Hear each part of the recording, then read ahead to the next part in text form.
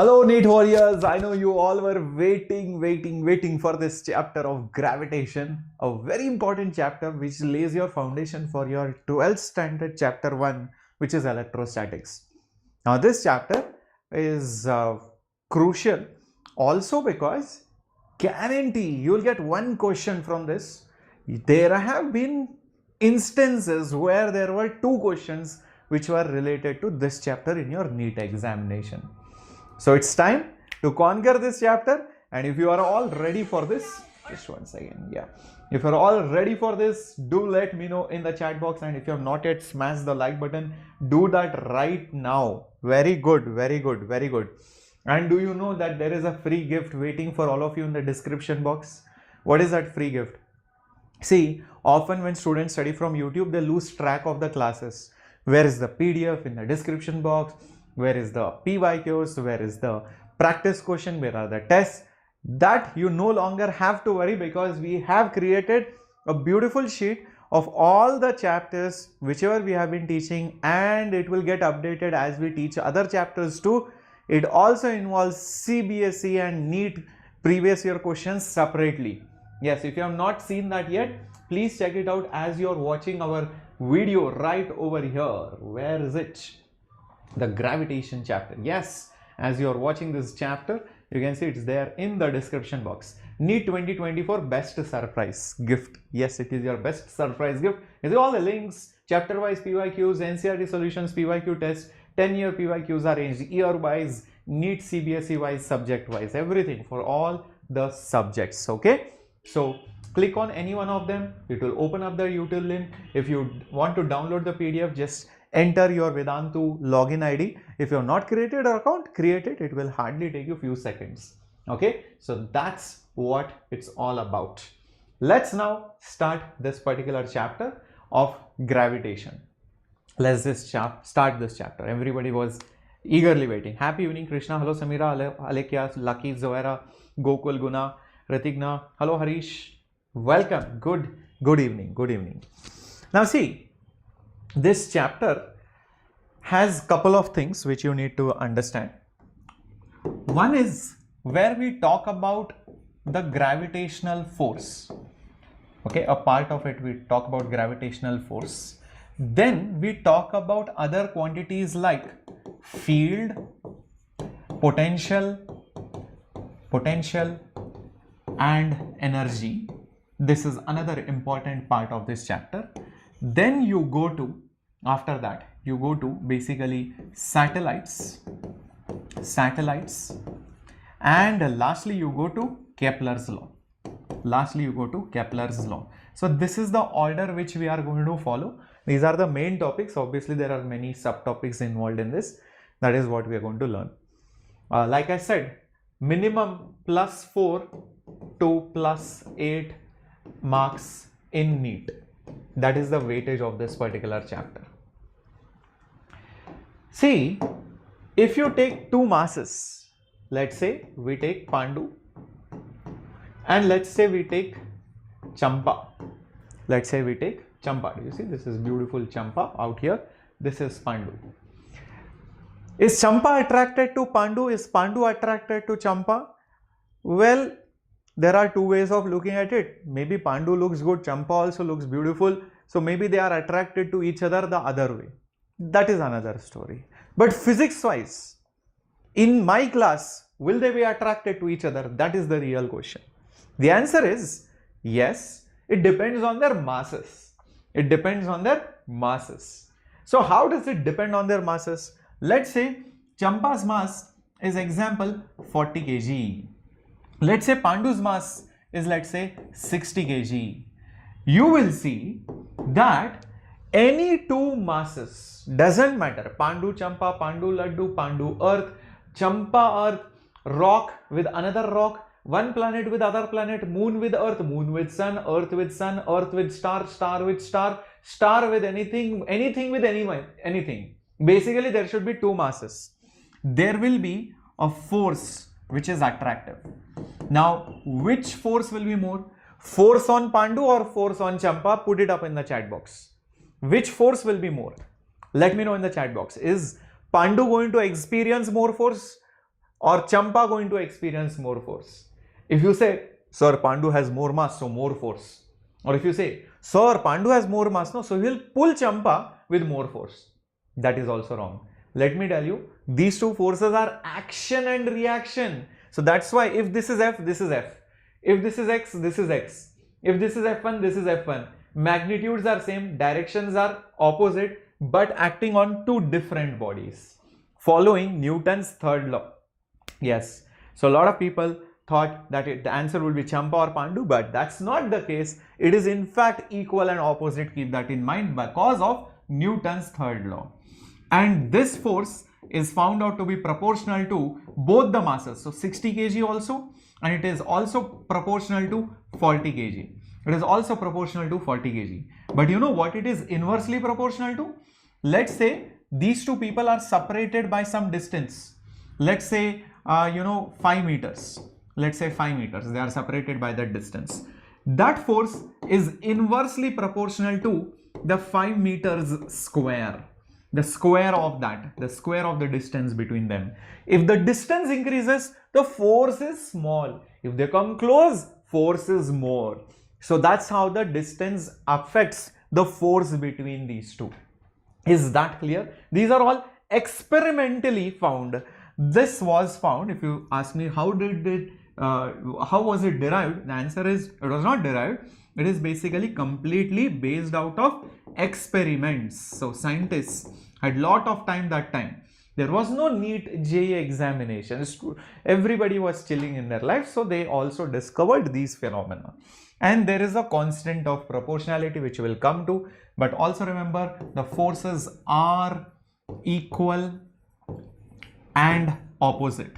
Equal and opposite according to third Newton's law of motion. Third Newton's law of motion. And this force is always attractive. Do you see this? It is always attractive in nature. It is always attractive in nature. It's never going to happen Pandu is going to repel Champa or Champa is going to repel Pandu. These two will always attract each other due to their masses. Due to their masses. Then what happens? What happens if, imagine there is a Pandu, very hot Pandu is there. Okay, you can see his hair is also very nice. It's a very hot Pandu. And there are two beautiful Champas. Two beautiful Champas. There are two beautiful Champas. What will happen? What will happen in this particular scenario? When there are two or more masses, then each pair of mass will attract each other. Meaning there will be some force between this Pandu and this Champa. Let's say I call it F1. There will be some force between this Pandu and this Champa. Let's say I call it as F2. And between these two Champas will also attract each other. Crazy, right? So F3 and F3. Understood, my dear warriors? Everybody will attract everyone. Everybody will attract everyone. Yep. Awesome. Ray optics, we have already done it. Ray optics, we have already done it. Guys, concentrate on the class. Don't ask whether this is done, that is done. Concentrate on the class. You can find it all in the playlist and also in the sheet which is there down in the description. Okay. Ray optics was already done. Thermodynamics will do it very soon. Don't worry. Okay. And each of these forces will be between any two pairs of masses. So the presence of another mass, the presence of any another mass does not affect. So if this guy is there or this person is there, so understand these two forces are only dependent on these two. It's not dependent on the third person. The force between these two is not dependent on them or the third person or the fourth person. It's only dependent on these two masses. So if you look at any one single particular mass, let's say Pandu or this Champa 1 or Champa 2, this Pandu will get pulled by F1 also and F2 also. So there will be a what?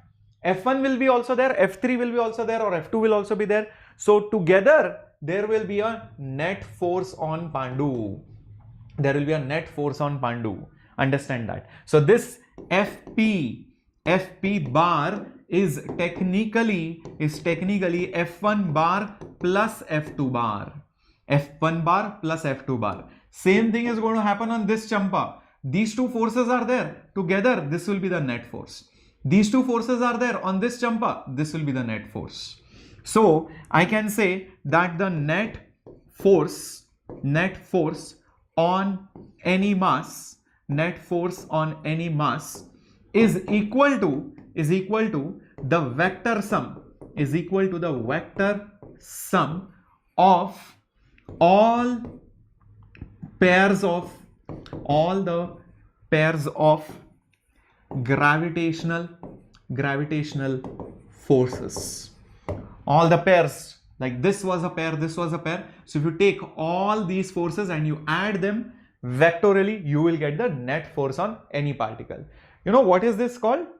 Somebody is calling this Bhavi 1 and Bhavi 2. Interesting. What is this principle called? This principle is called as the principle of superposition. This is called as the principle of superposition. Superposition means when you have one or more things and their effect gets added up. So you have multiple champas here. Each champa will attract Pandu. All their effects will get added up, F1, F2, F3, and you will get the net force. That is called as the simple way of understanding principle of superposition. Understood, my dear students? Very good. So let's have a look at some of the notes out here. The force always acts along the line joining the masses and is always attractive in nature. Yes, we saw that. Force always acts along the line joining the masses, And you can see it is always attractive in nature. It is not repulsive. You will never see that one Pandu is here, one Pandu is here, one force is here, another force is here. No, they are not along the line. This will not happen, my dear students. This will not happen. So what cannot happen? I'll just repeat. One force is here and another force is here. This can't happen. This is not going to happen. Always you will see that even repulsion can't happen. Even this can't happen. Understand that. Repulsion can't happen. What can only happen is attraction, and that too along the line joining the two masses. This is allowed. Is that okay? So these two are not allowed. This is allowed. Gravitational force is a conservative force in nature. What do you understand by the meaning conservative? Conserve. What does that name tell you? You have to conserve water, you have to conserve electricity. That means you store it, and whenever needed, you give it back. Imagine a friend whom you say like, hey, listen, I am going out. Can you please keep this wallet with you? And when you come back, in that wallet, nothing is there. He fully partied. Everything gone. You will be like, what is this? You did not conserve anything. So a true friend who conserves, if you tell that person, okay, listen, take my wallet, I will go out and come for some time, and that person gives you that wallet as it is, does not add money, does not take out money, then that friend is said to be conservative friend. Same way in forces also, a conservative force means like when you go to a point and come back, the total work done is zero. No work is given, no work is taken out. No work is taken or given out, no energy goes in, no energy comes out of it. The total energy remains conserved. That force is said to be conservative in nature. So I'll just put it up over here. What is the meaning of conservative force? It means that the total work done in going and coming back, that means in a closed path,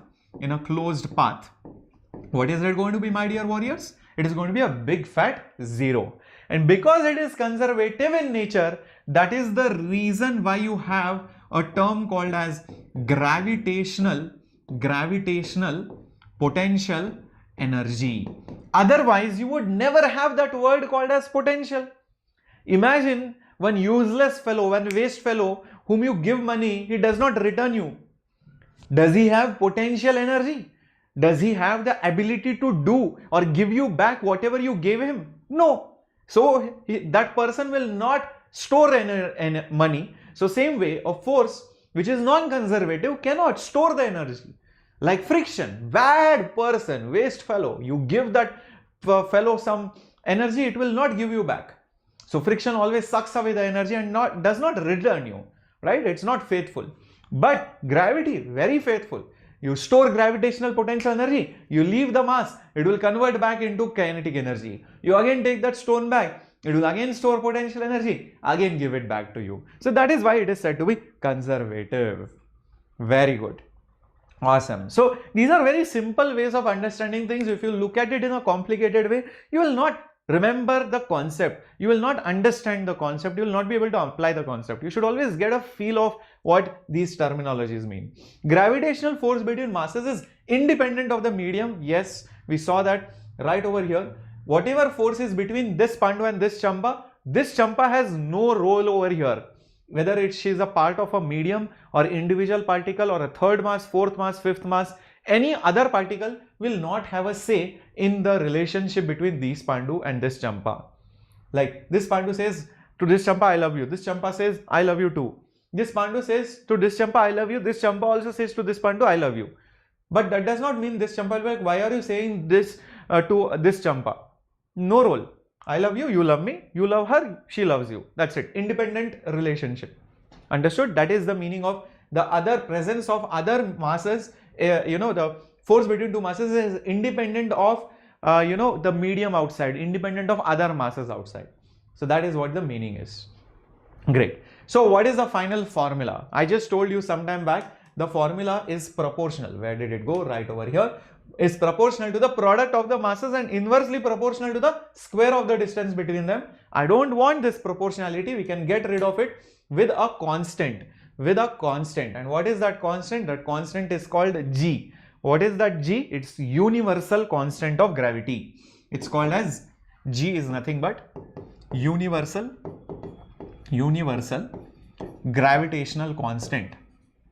Universal gravitational constant. Meaning, it's not just valid, the value of G is not just valid on Earth, it's valid everywhere throughout the universe. You try and test it on any mass in the universe, it will be valid. Yeah, looking like a wow relationship, Kashish. Interesting, Kashish. Kashish is like, sir, this is the best relationship, sir. Amazing, no? Full freedom. Yeah. Small g not to be confused with capital G. Small g is what? Small g in projectile motion, you have studied it. It is acceleration due to gravity. Acceleration due to gravity. On Earth it is something, Moon it is something, Sun it is something, Jupiter it is something. So not to be confused with small g. It depends from planet to planet, height to depth to different places on Earth. So don't confuse that. This is universal gravitational constant and many of you have already written down the values. Who are those people? Very good, Shanti. And so many more. Come on. Very good. Yes, 6.67 into 10 to the power minus 11 SI units. Very easy to get the unit. If you want the unit of G, this is force, right? So Newton will be there. Bring R square on the top. So Newton meter square will go. And mass 1, mass 2, kg square will go down. Kg square will go down. So Newton meter square per kg square, that is the SI unit of gravitational constant. You can see F1 is equal to F2, that is only because of Newton's third law. These both are equal because of Newton's law of motion. Which one is it? It is the third Newton's law of motion. That's why these two are equal. As simple as that. Very good. Now we have also talked about the principle of superposition. That is done. Often in your books you might see this stupid form which is never used in NEET exam, and that is the vector form.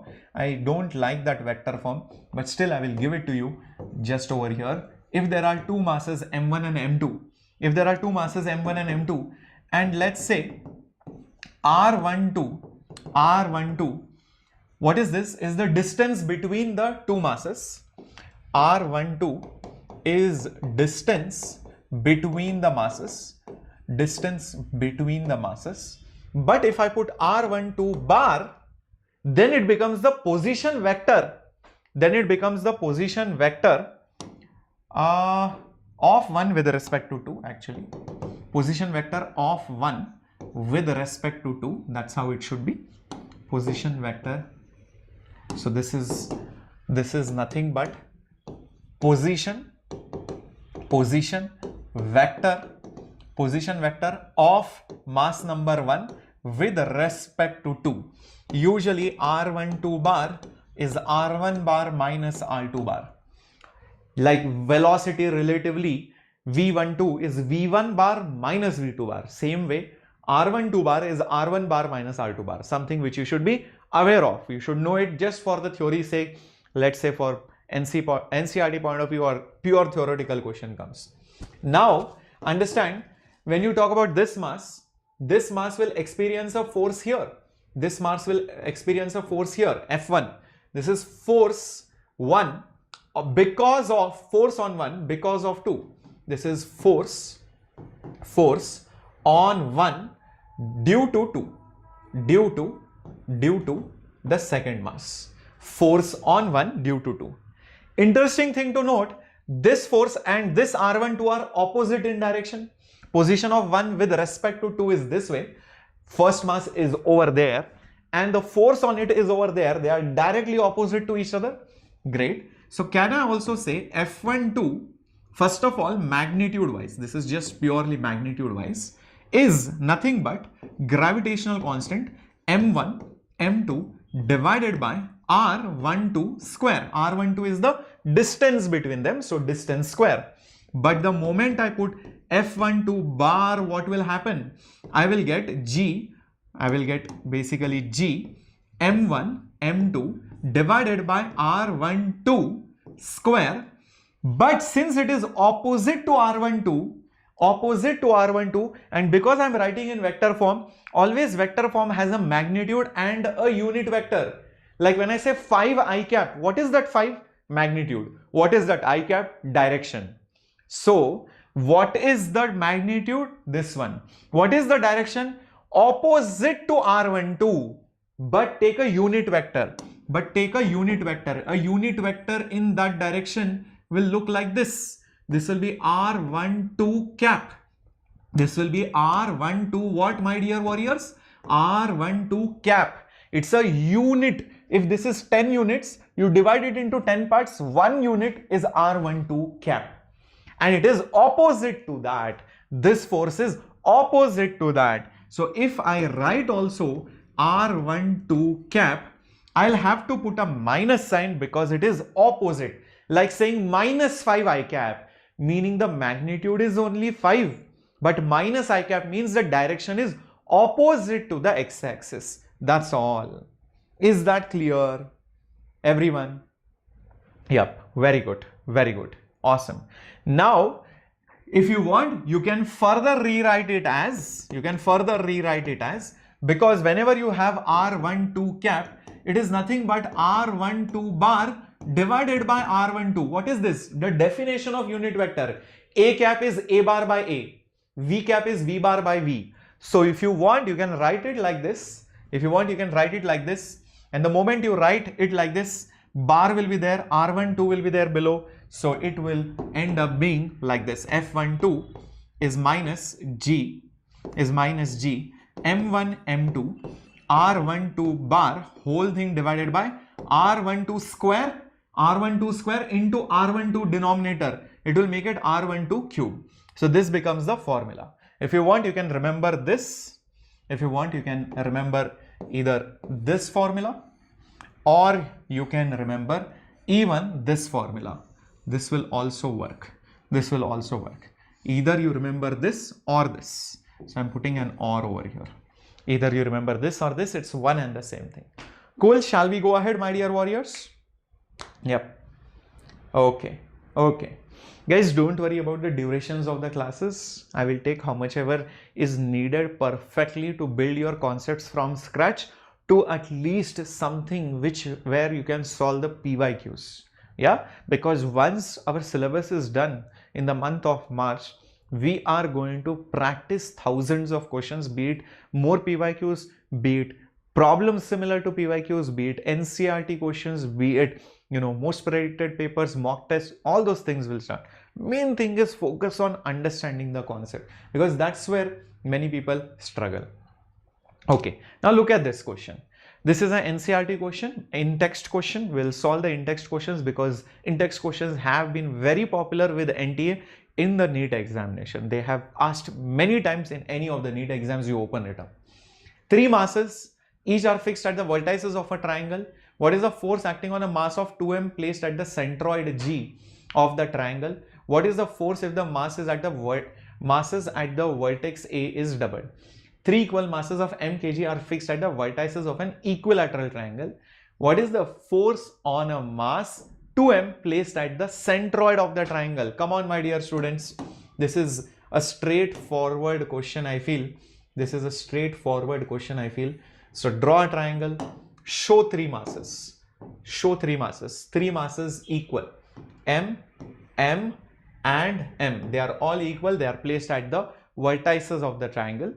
What is the force acting on a mass 2m placed at the centroid?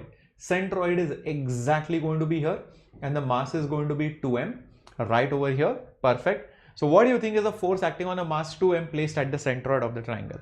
What do you think will happen, my dear warriors? Think carefully. Look at the diagram. Look at the diagram. Think carefully. Think carefully. Isn't there some kind of symmetry present over here? Isn't there some kind of symmetry present over here? Like this mass will get pulled because of this mass here. This mass will get pulled because of this mass over here. This mass and this mass will also pull each other like this. And these 3 forces, if I call it F1, F1, this will be also F1. They are equally distributed, 120 degree, 120 degree, 120 degree. So if you actually vectorially add F1 bar plus F2 bar, or rather these forces together, right? If you take the vector sum, right? If you take the vector sum of those F1 bars, what will you get? You will just get a big fat 0. They will all cancel each other. They will all cancel each other because they are symmetrically distributed. Very good. Sams, Krishna, Zoera. Awesome, Madhumita. Yes. Perfect, Saifi. Yes. Yes, Siri. What is the force if the mass at the vertex A is doubled? What if at one of the vertex the mass is doubled? Then I feel there will be a problem. See, if I make this as 2m or just add one additional mass over here, then what will happen? There will be an extra force because of that m. This mass in orange, this mass and this mass, F1, F1, F1, they were already present. You add one more mass so that the mass at the vertex is doubled. So what do you think will happen? This mass will add an additional force on this 2m, yes or no? So can I say there will be an additional force due to m on your 2m mass at the centroid. 2m mass at the centroid, that is basically your G over here. Okay, so to find that force now, what we'll do, we'll apply some little bit of geometry out here, and the geometry works something like this, my dear students. If you have a triangle, if this is point A and this is point G and it is an equilateral triangle, then you should know how much is this distance. What is the distance between these 2 points? And how it comes is, if you extend this over here, and if say the side length, if say let the side length be let's say L, if this is L, then this angle being 60 degrees, the total height from A to H, the A to H height will be L sine of 60 because it is opposite, and sine 60 is nothing but root 3 by 2. Sine 60 is nothing but root 3 by 2, right? Not just that, we don't want height AH, we want only distance AG. So how much is AG? Actually, AG and GH are in the ratio 2:1. Centroid is always going to divide that particular median or altitude of an equilateral triangle in the ratio 2:1. Basically, this is 2/3. This is 2/3 of entire altitude. So AG is technically 2/3 of that entire altitude or the median. So 2 by 3 into AH is L root 3 divided by 2. So 2 cancels, root 3 cancels. So L divided by root 3 is nothing but AG. Is that understood, my dear warriors? This is a very, very important thing. Now, once you know this value of AG, come back over here. So that force between that additional mass which is there, so because of that, what will it be? It will be G m 2m. This 2m is from here. This 2m is at the centroid. Keep that in mind. Upon that distance, upon the distance, where did the distance go? L by root 3. L by root 3. So L by root 3 whole square. L by root 3 whole square. So this will become G 2 m square divided by L square. 1 by root 3 goes on the top. 1 by root 3 goes on the top, and it will become 1 by root 3 square. So it will become 6 gm square. 6 gm square by L square. So that would be the force. 6g. This is not to be confused with g. This is the number 6. This is g m square by L square. That is the final answer. Is that clear, my dear warriors? Everybody with me? Very good. Very good. Very good. Awesome. Awesome. Yeah. So in the problem, AG was given to be 1 meter, but I have solved the problem as if I didn't know AG. If I knew the value of AG, then I could have directly substituted this value. I would have directly substituted this value as 1 square, because already AG is given to be 1. So 1 square will just make it 2 gm square. 1 square will make it just 2 gm square, which is as per the given NCERT data. Cool? Very good. Let's move on to the next question. Okay, so I have explained this question to you in detail. Here is a beautiful question coming up on your screen. There are two identical particles, each of mass m, go around in a circle of radius a. Under the action of mutual gravitational attraction, the angular speed of those particles. Let's understand what is exactly happening. And the distance is not given, the radius is given to be a. Perfect. So let's draw a circle. Everybody loves a circle, isn't it? Drawing circle is fun task, and circular motion problems are also fun. So what is happening is, there is one mass here and there is another mass over here. They both are going in circular orbits. They both are going in circular orbits. This one is going here, here. And they are always diametrically opposite to each other. And the radius is given to be a.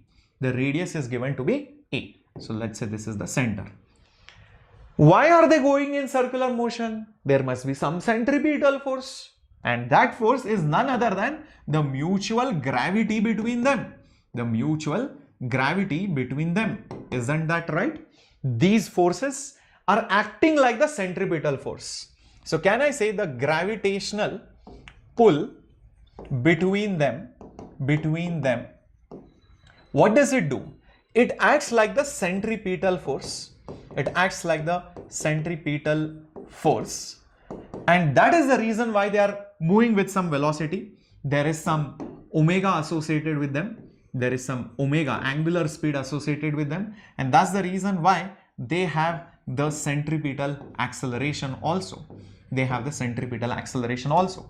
So I can just say the gravitational pull is nothing but the mass into the centripetal acceleration. This is Newton's second law, nothing more, nothing less. F is equal to ma. Force is mass into acceleration. Force is mass into acceleration. Nothing more, nothing less. Okay, let's write it down. Mass is mass only. Mass is mass only. No change over there. What do you think the acceleration is going to be written down as? I feel I can use it as omega square r formula, because I think the question is on angular speed omega. So why not write it as omega square r? I don't want v because it's not asked, not given. Why do you want to bother about it? So omega square into radius. Radius is basically a. Don't confuse this a with acceleration. This is radius. Here this a stands for the radius. Please understand that. Don't confuse with this a. Okay. Next, what is the gravitational force between them? What is the gravitational pull between any two masses, whether in motion or stationary? It is g, it is m divided by the distance. What is the distance? It's the diameter. So be careful. This will be 2a whole square. 2a whole square. Understood? That's the big catch here. There is 2a here and there is A here. A lot of students make a mistake over there. So this will become G, one will cancel, and this will become 4A square is equal to, M has gone, omega square into A. Bring that A also over here. Bring that A also over here. I brought that A below. So this will become A cube. So omega will be, take the root of this, it will become G M by 4A cube. Gm by 4A cube should be the answer. Gm by 4A cube, which is option B for biology. B for Baswa sir. Yep. Kinetic relationship is there. Yes, you need to know about kinetic energy. Many problems are there on that. Yeah. Yes, Kashish. V square by R is nothing but omega square R. If you just write V as omega R, you will see some things will cancel. You're left with one single R on the numerator side. All right, perfecto. Now, after this, what kind of questions you can expect? What are the most common questions that are asked in NEET? Let me tell you that also. The most common pattern. One of the most commonly asked questions is this one. Oops, one second. This one. There is a triangle, some masses are present, and there is some distance between these masses. Let's say L, and let's say these masses are like M, M, M. And question is, what is the force? Find the force on any one mass. That is the kind of question that you can get. Sometimes the same thing will be again like find the force on any mass, any one of the masses. But the diagram will be slightly different. Let me just show that to you. It could be a square. It could be a square, my dear warriors. Something like this. Observe. All masses are present over here. These are the most common questions. It could be a hexagon also. It could be a square also. Doesn't really matter. Again, this is length L. This is a square. So what do you do in such cases? You take any one mass. You take any one of the masses. Let's say you take this mass only. There is a force between these two masses, between this and this. And there is also a force between these two masses. So let's say I show it over here. If I call this as F1, can I not also call this as F1? Because distance, mass, everything is identical. Yes or no? Very good. Awesome. Now, what might be the value of this F1? The value of this F1 will be G mass. So M divided by distance, what is it? Side. So L square. So it is basically G M square by L square. That is the force between any two masses. But the question is find the force on this mass, meaning the net force. So the net force will be like this. How do I find that net force? Use vector addition. My dear warriors. Notice the angle between them. Is basically 60 degree. So the magnitude of the resultant will be root of F1 square plus F1 square plus A square plus B square plus 2AB cos theta, which is cos 60 in this case. Isn't it fascinating? F1 square common. Take it outside the root. It will just become F1. Inside the root, 1 is left. 2 and cos 60 will cancel. Again, it will become 1. So it will become F1 root 3. Substitute the value of F1, which is nothing but G M square. So root 3 divided by L square. So that will give you the net force on any one mass. That's how simple these questions are. Okay, perfect. Same way, will you be able to solve this question also? Will you be able to solve this type of question also? Like these two masses are at some distance. There will be a force between them. How much will it be? G-M-M by distance, which is L square. Same way, between these two masses also there will be a force, and that will be G-M-M divided by L square. But between these two masses, remember the distance is slightly different, and you should note this about NE square, that if you draw the diagonal, what is the length of the diagonal? The diagonal is always root 2 times the side. So the diagonal is root 2 times L, which is also the distance between these two masses. So there will be a force like this, and that will be GMM divided by, what is it? Root 2 times L whole square. Now add all these three vectorially. That's all. Add all these three vectorially. That's all you have to do. So meaning, what you should do is, first of all, just look at this force and this force. Just concentrate your attention on this force and this force. Because they are perpendicular, they two together will give a resultant like this. Only both of them together will give a resultant like this. Correct? And how much will that resultant be? How much will that resultant be? Because they are perpendicular. Because they are perpendicular, if this is F, this is F, what will this be? Won't it be root 2F? Pythagoras theorem, just like diagonal is root 2 times side, side, FF, diagonal is root 2 times the side. So shouldn't this be just root 2 times G M divided by L square? Everybody following this till this point? Yep. Everybody following it till this point? Very good. Which force is remaining still? I did not take this force, right? This thing I did not count it. I just took this one and this one. I found the resultant is here. Now this remaining force, I put it here.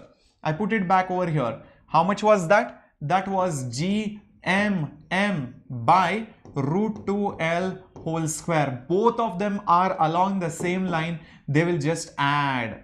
They will just add, my dear warriors. And that's it.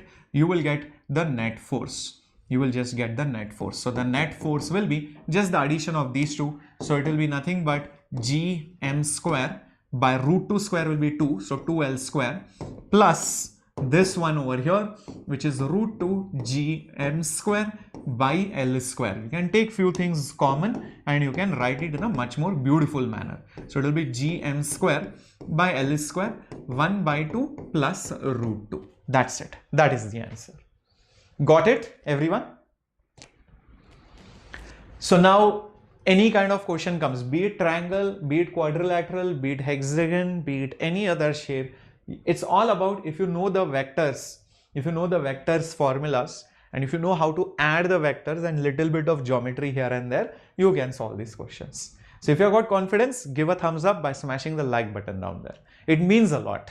It means a lot to me, the channel, and everyone out here. Thank you so much for supporting.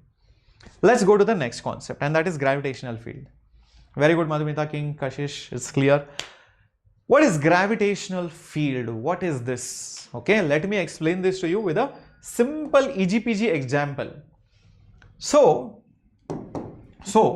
you know, there was this very strict teacher in the class.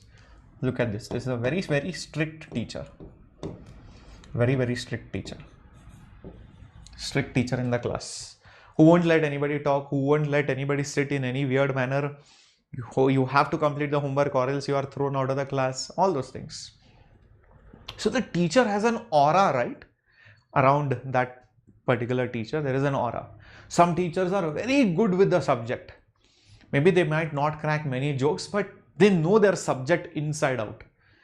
Some teachers are very funny. They are very involving in the class. Some teachers are very friendly. You feel like, oh my God, this teacher is like my friend. Some teachers have more than one of these qualities, right? So a teacher has an aura. And how do you know that this particular teacher has a particular kind of an aura around that person? Let's say you know that this teacher is strict. You will call one junior. Hey, come. One small chutku. You will call. Hey, Laddu, come here. Come here. Okay, listen, do one thing. You just pass this chit to that person sitting over there. So that pavam person, this pavam person will go and he will try to do something. The teacher will see and teacher will be like, what the hell are you doing? Come here. Pass it on. What is that chit? Show me. Gone. Dish. So this was a person who was sent for testing. This was the person, the teacher, who created an aura. That means this particular teacher has a field around that. Field. If you are in the teacher's field, you will be affected. If you are far away, you will be less affected. If this laddu, if this pavam pandu is very, very far away, this teacher will take some time to affect it.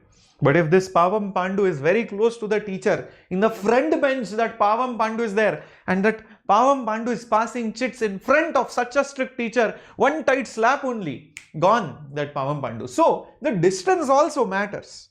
The distance also matters. Perfect? Yeah. So the same way, my dear students, just like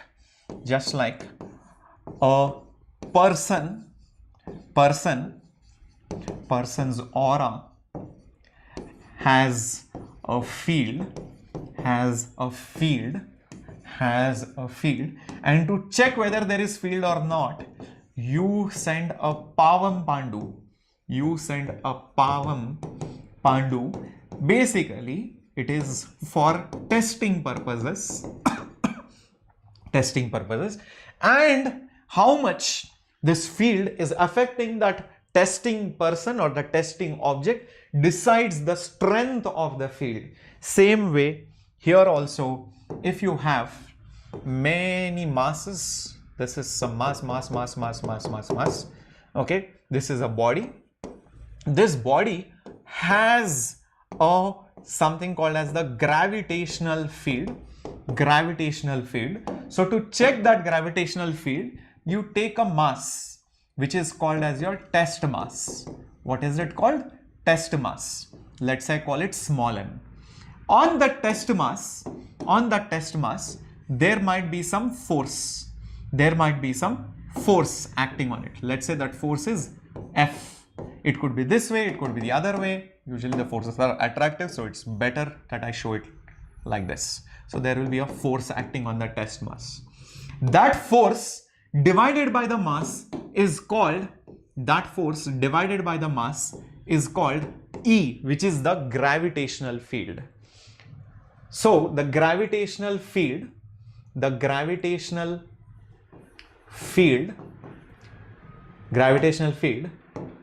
is the force acting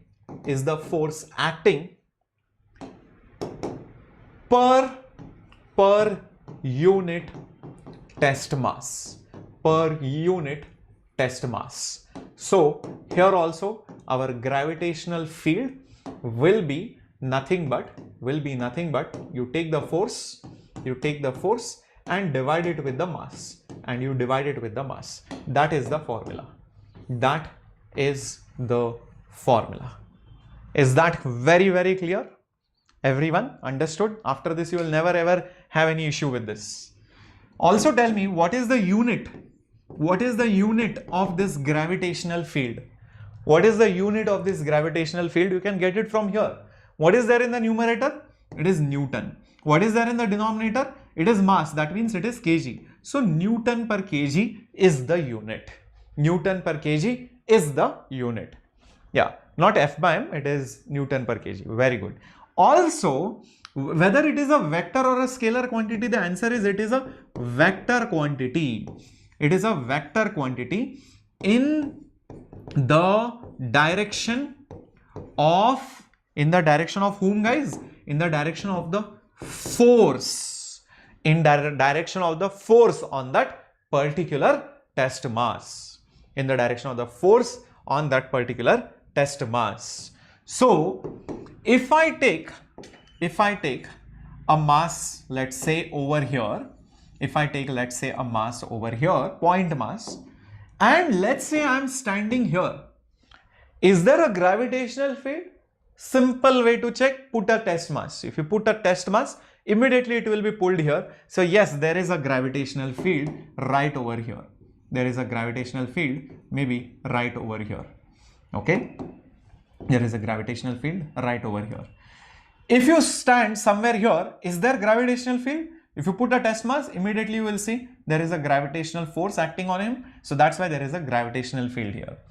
If you stand somewhere here, is there gravitational field? Yes. If you put a test mass, there is a force, hence there is gravitational field. If you stand somewhere here, is there gravitational field? Yes. If you put a test mass, it will be immediately pulled in this direction. So definitely there is gravitational field. What will happen if I come little bit closer? If I come closer, the force will be higher. The force will be higher. The force will be higher. The force will be higher. So the field will be higher. But if I go really far away, then I will see that the field will become weak because the force has become weak. Because the force has become weak. So I'm showing this as thin or thick. That is to make you understand that the strength will change as you come closer or when you go far away.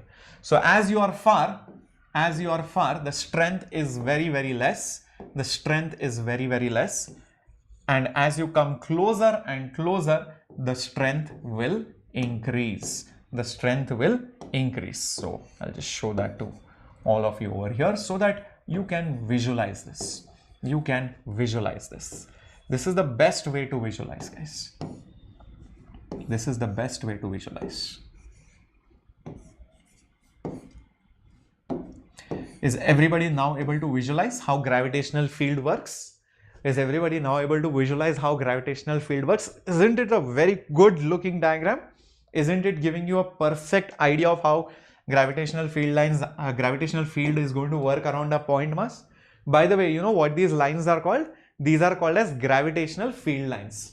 What are they called, my dear students? They are called as gravitational field lines. Gravitational field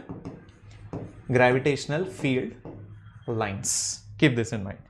You will see similar kind of field lines in electrostatics. That's why I was focusing and stressing on why you should know gravity first before going to electrostatics.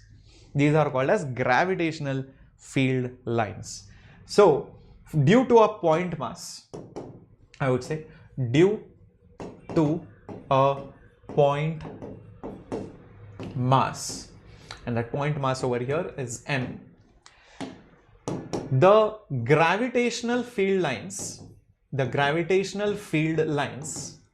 can I say they are radially inwards? Do you see radius, and they are in towards the center. Gravitational field lines are radially inwards. They are radially inwards.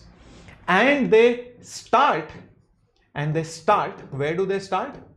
At infinity. See where it is coming from, infinite distance. And they terminate, or basically they end. Where do they end? They end at the mass. Where do they end? They will end at the mass itself. Very, very important things which you should understand. Okay, so that is gravitational field for all of you. It is the reason for the gravitational force. It is the region around a mass in which the force can be experienced by another mass. It's a vector quantity. Also remember one thing, if by chance it so happens that this is a gravitational field in some region, this is a field line, and now it so happens that you end up putting a mass on it, what will happen? That mass will now experience force, because that's how field was first of all defined. So there will be a force, and this force will be tangential. The force on a mass, is basically what? Is basically tangential to the field. Is basically tangential to the field. So if you take the field and multiply it with the mass, you get the force acting on it, because field was force by mass. If you notice, field was force by mass, so force is field into mass. Force is field into the mass. That's the formula, right? So that's something which you should be aware of. Clear, everyone with me on this? Shall we go ahead? Yes, it's always going to be tangential, and this is how the force is going to be. So this is a gravitational field line due to a point mass, which we just discussed some time back right over here in a beautiful diagram. Now, what is the formula for this gravitational field due to a point mass? See, if you stand anywhere, doesn't matter, let's say you're standing here and you want to find the field at that point. You want to find the field at that point. You should just know the force at that point. You should just know the force at that point. And let's say this point mass, test mass is small m. This test mass is small m. So the gravitational field by definition will be nothing but the force per unit mass. But that force between this mass and this mass, how much will it be? G capital M small m divided by r square. Divided by r square. And this small m will come as it is. Mm will get cancelled. So what are you remaining with? Gm by r square. Gm divided by r square. So this is the formula of the gravitational field on at a point due to a point mass. Same formula will come in electrostatics. It will be, instead of G, it will be K. Instead of mass, it will be charge. That's it. So this is the gravitational field formula due to a point mass. As simple as that. Is that clear till this point, my dear warriors? Is that clear till this point, my dear warriors? Very good. Okay. You know what kind of questions might come? How much is the field due to this mass? How much is the field due to so many masses, and so on and so forth? Like for example, what if you have one mass here, and one other mass over here, and the point under consideration is over here? So then what you should do is, from here to here you draw a line, from here to here you draw a line, from here to here you draw a line. Let's say this is R1, this is R2, and let's say this is R3. Each point mass will apply its own field, and you take, this is E1, this is E2, this is E3, and there will be a resultant field due to all of them. Maybe the resultant field is here, or maybe the resultant field is here, who knows? Maybe this is that net field. So that net gravitational field is nothing but E1 bar plus E2 bar plus E3 bar. Where, what is E1, E2, E3? What is E1, E2, E3 magnitude wise? E1 is G M1 by R1 square. Gravitational field due to each mass. G M2 by R2 square. E3 is G M3 by R3 square, like that. So this is again nothing but your principle of superposition. Same thing, principle of superposition. Superposition, that's all. So this is nothing but the principle of your superposition. I hope this is clear. Audio is not there on the right channel, is it? I hope the audio is fine, guys. Do let me know.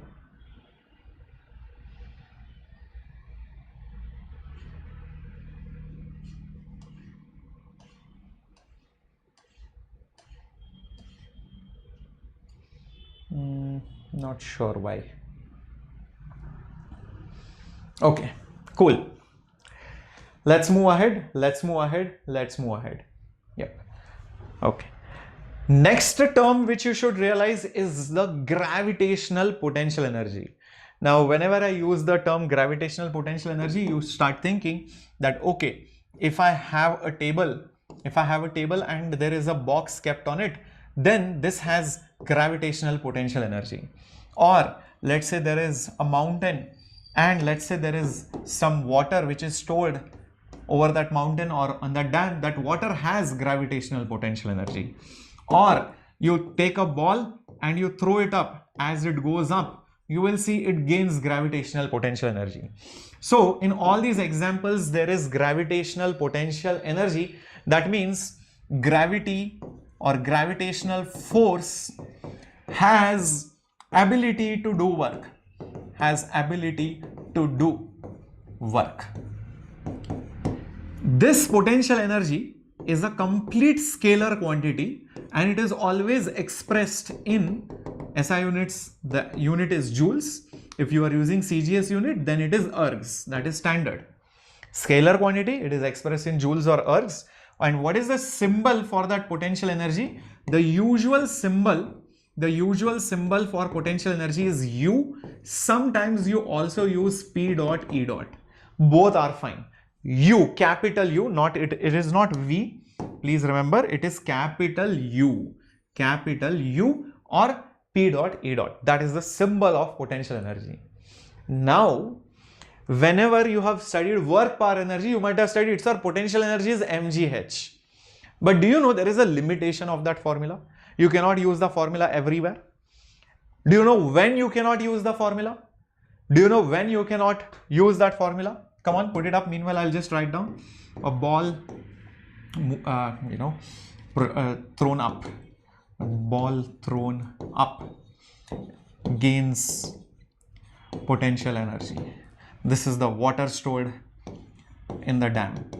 Water in the dam.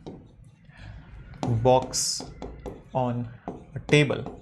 This also has potential energy. So come on, my dear warriors, what is the limitation? The limitation is you cannot use it for large heights or even inside the earth. Yes, you cannot use it because in mgh, G is assumed to be a constant. When you go up or when you go inside the earth, G will change, number one. Number two, this formula is valid if you are having 2 point masses, then not 2 point masses. This formula is valid if you are taking a point mass on the surface of the earth. But when you have 2 or 3 or 4 point masses or multiple masses, then you cannot use mgh. Like, what is the potential energy of Jupiter, Earth and Sun system? That is not mgh. Which m will you take? So that is the reason why we need to define it in a generalized manner where you can use it anywhere. And anyhow. Understood? So we will see what is the general way. Yeah. Okay. So let's have a look, everyone. First of all, hey guys, we have just started the lecture and somebody is asking for Maggie break. Who is that fellow? No break, non-stop lecture this is. Directly will end just before Gopika ma'am's class, and then you will have Gopika ma'am's class at 8 o'clock. Okay? So concentrate, my dear warriors, and I want your full energy and juice for this session. Okay? Non-stop class this is. What you do is, let's say this is one Pandu, this is one Champa, and this is also another Champa. They are all outside the universe. Some new alien species there. This is the universe. Okay. In fact, if you are inside, it is the universe. This is universe. These people are outside the universe. So can I say they are at infinite separation? Infinite separation. Is that right? Is that the right word for it? Very, very far. Universe is very, very big, infinitely large. So you are outside the universe or at the boundary of the universe. So you cannot see other person. There is hardly any force felt due to the other people. You cannot see them, you cannot feel them. So you are at the boundary of the universe or just outside the universe. These people, they meet inside the universe after some time. And let's say one of the Pandu is over here. One of the Champa is, let's say, here. And let's say another Champa comes over here. This is how they assembled. What have they done? They have assembled. Now this is a system. They have assembled with respect to each other. You have assembled the system. You assembled the system. Is that clear, everyone? Whatever work you do to make them assemble, like your PT teacher whistles and makes you fall in a line or makes you stand on the ground in a particular way. So he's, assembling all of you. So he's doing some work. Same way, whatever work you do to assemble them, that work is called as, the potential energy. So I would say the work done to assemble a system of masses, to assemble a system of masses is the gravitational potential energy. And since when they are infinitely far away, they do not know about each other, I would say the potential energy at infinity is basically a zero. Potential energy at infinity means very, very far. How much it is? Zero. When they come close, then they have some potential energy. So I can just call it as the work done by the external force from infinity to that point of assembly is nothing but the potential energy. That's how I define it if you want to look at it symbolically. Is that clear? If you don't like this formula, you can also see in many books they write it like this: dw by your external force and integrated from infinity to that point P is nothing but the potential energy of that system. What is that dw? Small work done. So you do small work from infinity to that point. From infinite far distance, small work, you add them up. Integration means addition. And you take the total sum of the work. That work is the potential energy of that system. Is that understood now? Yeah. So when I say infinite separation, potential energy is zero. This is also called as the zero reference. Always for potential energy, you need some zero level. Like when you show your report card, what do your maybe parents or maybe your some other person say, or your teacher says? See that kid, see that person, he got this much. So there is always a reference. Even if you score more or less, they will find some new reference, right? So same way for potential energy, when I say it is 5 joules, 5 joules with respect to what? Or potential energy is minus 20 joules. Minus with respect to what? There has to be some zero, na? So that zero is infinity. Understood? So when you have infinite separation, then you call that as zero potential energy. Yeah, very good. For any kind of notes, please check out the description. There is a link of all the PDFs, etc. It will get updated. There is a big sheet. In that sheet, we will be updating all the PDFs of all the chapters. So you don't have to worry about separate links. It will be mentioned in that particular sheet itself. Now the formula of the potential energy for two masses comes out to be, formula of potential energy of two masses, let's say mass 1, mass 2, comes out to be G m1 m2 by R with a negative sign. You might be wondering why the negative sign comes. The negative sign comes because you don't have to ask these Pandu and Champa to come together. Think about it. Pandu loves Champa, Champa loves Pandu, Champa loves Champa. Love triangle, yes or no, my dear warriors? You don't have to do work. In fact, once they get the slightest hint, this Pandu knows, at the other side of the universe, there is a beautiful Champa. This Champa, at the other side of the universe, there is a hot Pandu. At the other side of the universe, there is one very beautiful Champa and a hot Pandu. They will all run together. Zup karke, they will start coming towards each other. And that's how they assembled. In fact, you have to stop them. You have to whistle. Hey, slow down. You have to suck away their energy. You do negative work. Because you do negative work, that's why energy is negative. Is that understood, my dear warriors? Pakka? Yes. Chependi. Salanga, everyone. Understood? Arthamayandi? Very good. Awesome. So that is why the potential energy is negative. And G m1 m2 by R, not R square. Don't do that mistake. It is R, not R square. That's a common mistake which many students do. What if there are more than two masses? Let's say something like this or like this. This is mass 1, this is mass 2, this is mass 3, this is mass 4. Then each pair will have their own potential energy. Like between them, there will be a potential energy between these two. Between them, there will be a potential energy between these two. between them there will be a potential energy U34. Between them also there will be a potential energy U24. Then between these two also there will be a potential energy. Between these two also there will be a potential energy. This will be U14. This will be U32.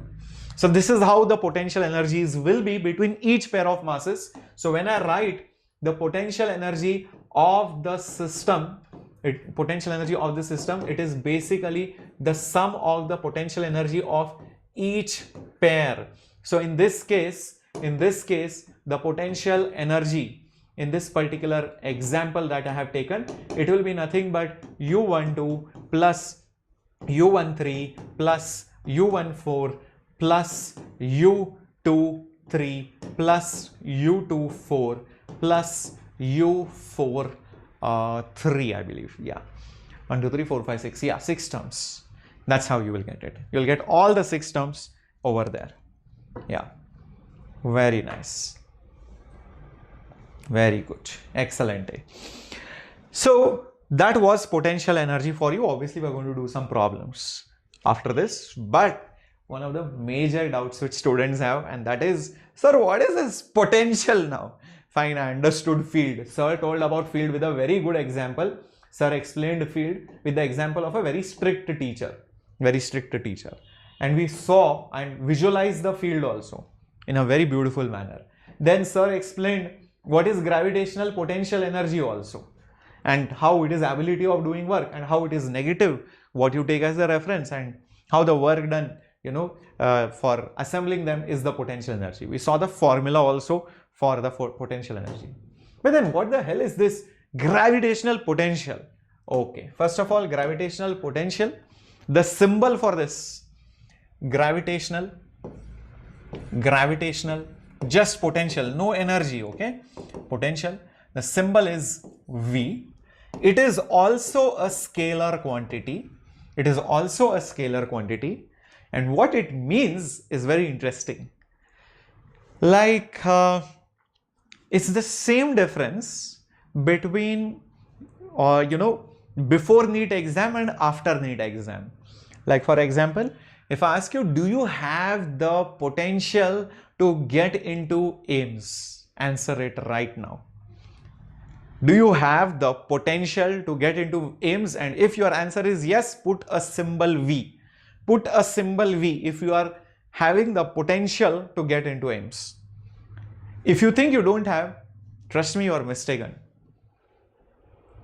You are undermining yourself. You definitely have the potential. It's just that you have been demotivated, or you have been thinking low of yourself. Every student here is having the capability to get into AIIMS. Yes, you can get 650 plus even in the last few months. Just study properly, attend all the classes, follow the teachers properly. Don't follow random things on YouTube. Follow a batch, follow a proper YouTube teacher who has consistently produced results. That's it. You will get your dream college, and you have to work really hard at home also. A lot of self-study is required. So yes, everybody has potential. But then when I ask you, do you have that potential energy of AIIMS? Meaning, have you really got that energy of AIIMS when you are inside of it? Something like, have you actually gotten into AIIMS? The answer is, it depends after the result, what ranks and what marks you get. So yes, you got 680 marks. Yes, you will definitely get AIIMS, and you will be inside AIIMS. You have got that energy now inside you. You have stored that energy of AIIMS inside you. Same way, when I say a mass, does it have potential, or around a mass, is there some potential? That means, does it have the capability of getting the potential energy? Does it have the capability of getting potential energy? Once it actually gets the energy, it has potential energy. Imagine a student who is just now 15 years of age. Does that student have potential to get AIIMS in NEET 2024? A 15-year-old student, everybody should know this. Does that person have potential to get into NEET 2024, clearing NEET 2024, getting into AIIMS? No, right? No, right? Definitely. Why? Because of eligibility criteria. So you can see, potential depends. Maybe NEET 2026 or 2027. Yes, definitely. But NEET 2024 not allowed because eligibility criteria. So same way potential works. Does it have the ability to get energy? So it is defined in this manner. It is defined in this manner. If you have a body, if you have a particular body, and this is, let's say, the end of the universe, so that means it is infinity, and from infinity you take a mass and bring it at this point. From infinity you take a mass and bring it at this point, right over here. You are basically bringing a mass till here, till this particular point, right? You will be doing some work. So whatever work you do, you add them up, external work from infinity to that point. But this time you divide it per unit mass.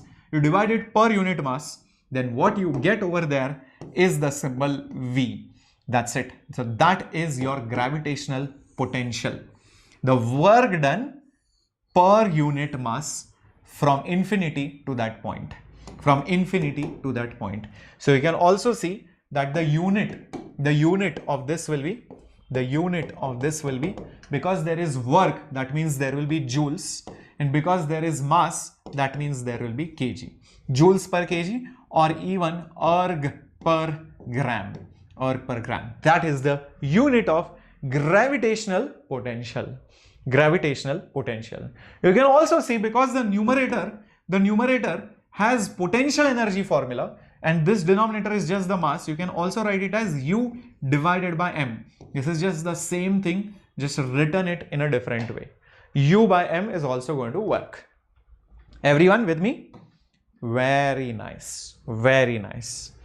Now, if there are, see again same things are getting repeated. If there are multiple masses M1, M2, M3, and there is a point here and we want to know the potential at that point due to this mass at R1 distance, due to this mass at R2 distance, due to this mass at R3 distance. So how do I do that? First of all, you should know the potential due to a point mass. The gravitational potential due to a point mass. How much it is? The gravitational potential due to a point mass. Let's say this is that point mass and you are standing at a distance r. You want to measure the potential at this point. So you bring in a test mass over here, let's say small m. So to measure the gravitational potential at that point, what you do is take the potential energy of that particular system and divide it by m. That's the formula, right? Potential energy divided by m, right? So what is the potential energy between two masses? Minus g m divided by r. And this m is also there. This m, the test mass, this is the test mass, is also there, right? So mm gets cancelled. What are you left with? Minus gm by r. That's the gravitational potential due to a point mass. That's the gravitational potential due to a point mass. Is that absolutely very clear? Everybody with me? Excellent. So now we have seen all the formulas. Let's just see this one also. Again, it's the same thing. It's the principle of superposition. It's the same thing again. It's the principle of superpositioning, meaning to find the potential at this point, to find the net potential at a point due to other masses. How much is that potential going to be? That V is going to be, you take any mass and the potential due to that mass, any mass, potential due to that mass, any mass and potential due to that mass, you just add them. How much will V1 be? How much will V1 be potential due to mass 1? It will be minus G M1 by R1. Minus G M1 by R1. Due to this mass, minus G m2 by r2. Due to this third mass, minus g m3 by r3. If you are wondering, sir, what about the direction? What about the direction, my dear warriors? Tell me quickly, what about the direction? Is the direction going to matter? No. Read this carefully. Read this carefully. It is a scalar quantity. You can just add and subtract like adding masses or charges, which are scalars. So don't worry about the direction. You just add them up. Yeah, you don't have to worry about the directions at all. Very good. If you compare it with, where is the field gone? Yeah, check this out. With the field, what is the main difference? Tell me.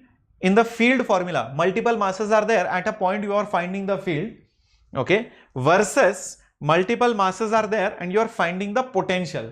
What's the major difference that you see, everyone?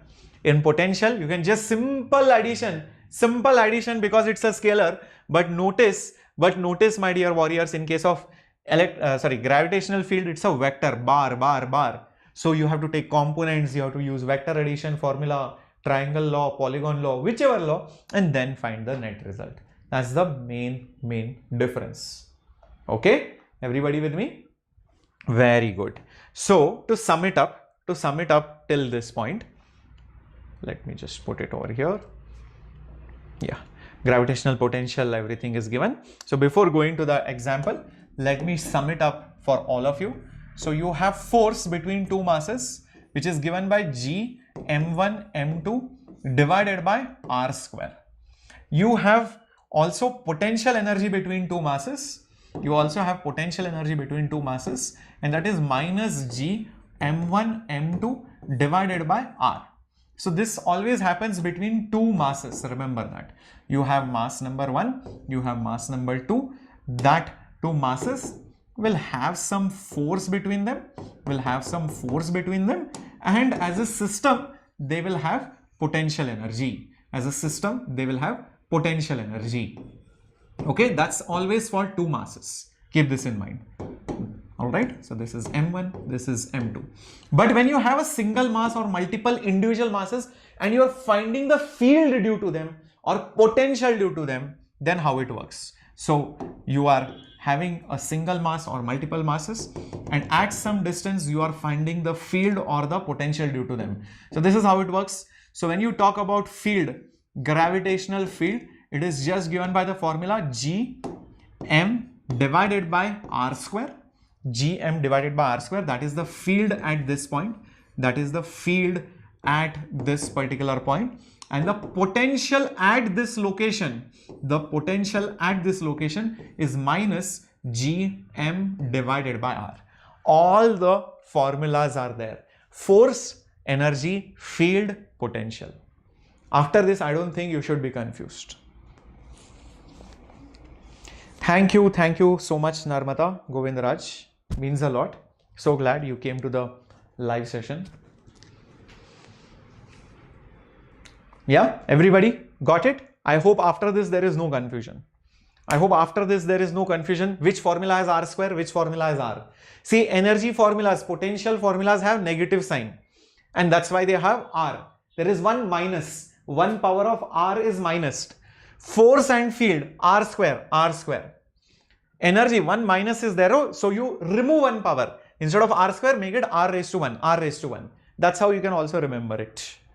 Yep, very good. Let's solve some questions so that you guys get an idea of this.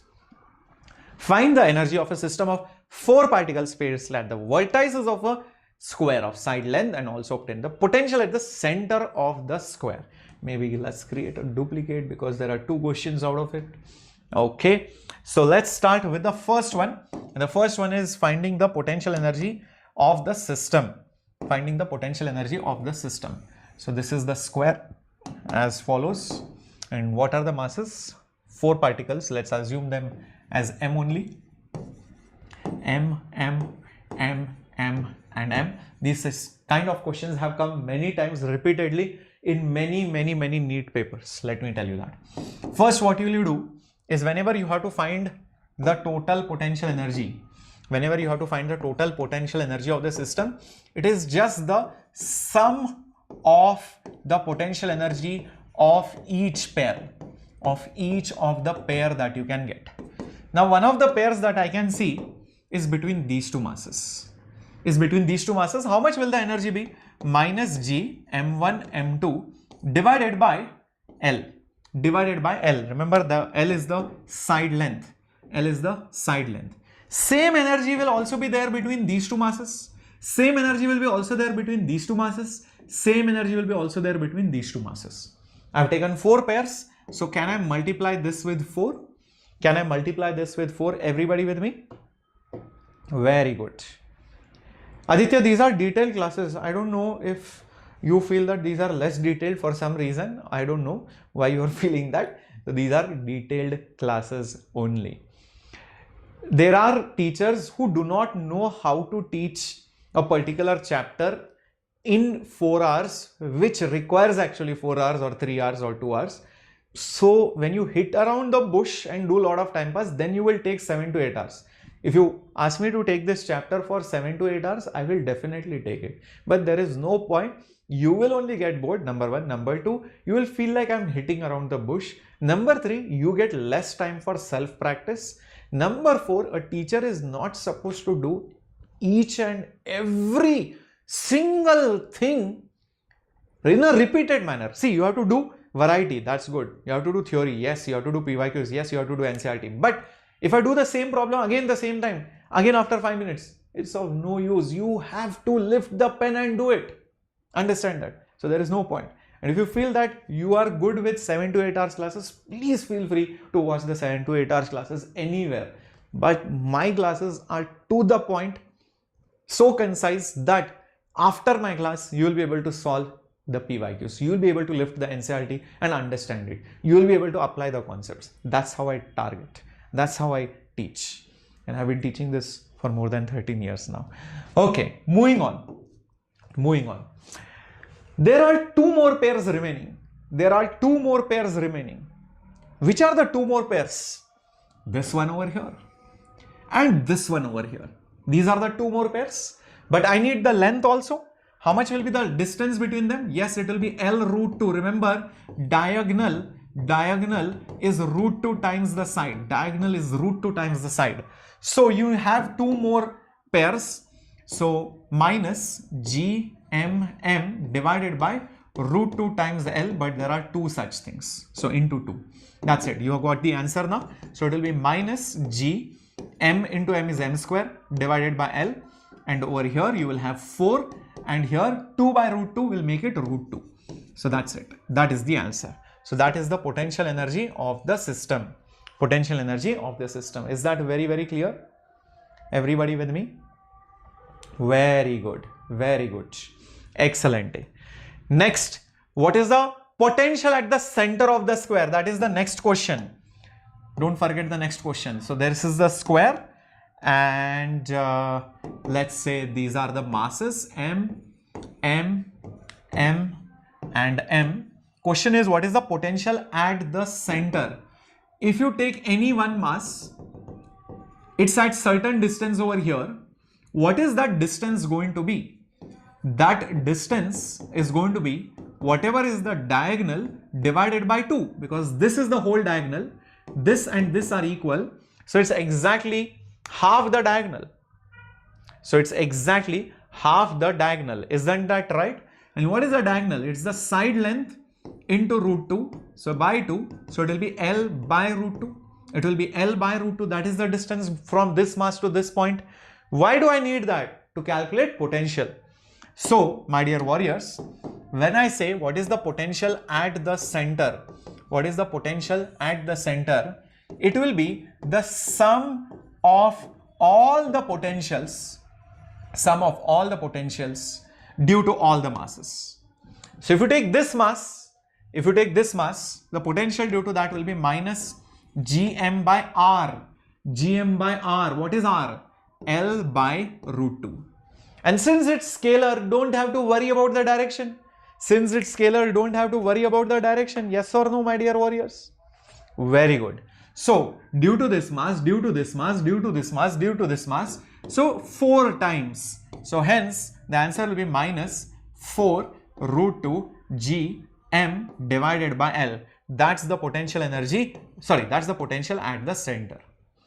That's how easy it is. So we solved a question based out of potential energy of the entire thing. We also solved a question of finding the potential at a particular point. This is how the questions can be. This was more complex with 4 masses. You can get a simpler problem of 3 masses also. In NEET, if you notice, there have been questions with 3 masses. Find the potential energy of the system, find the potential at the centroid, etc. Okay, by the way, if I ask you, what is the gravitational field at this point? Come on, let's see who can answer this very quickly. What is the gravitational field at the center? If you answer it now, really proud of all of you. Come on. Tell me. What is the gravitational field at the center? Field is a vector quantity, be careful.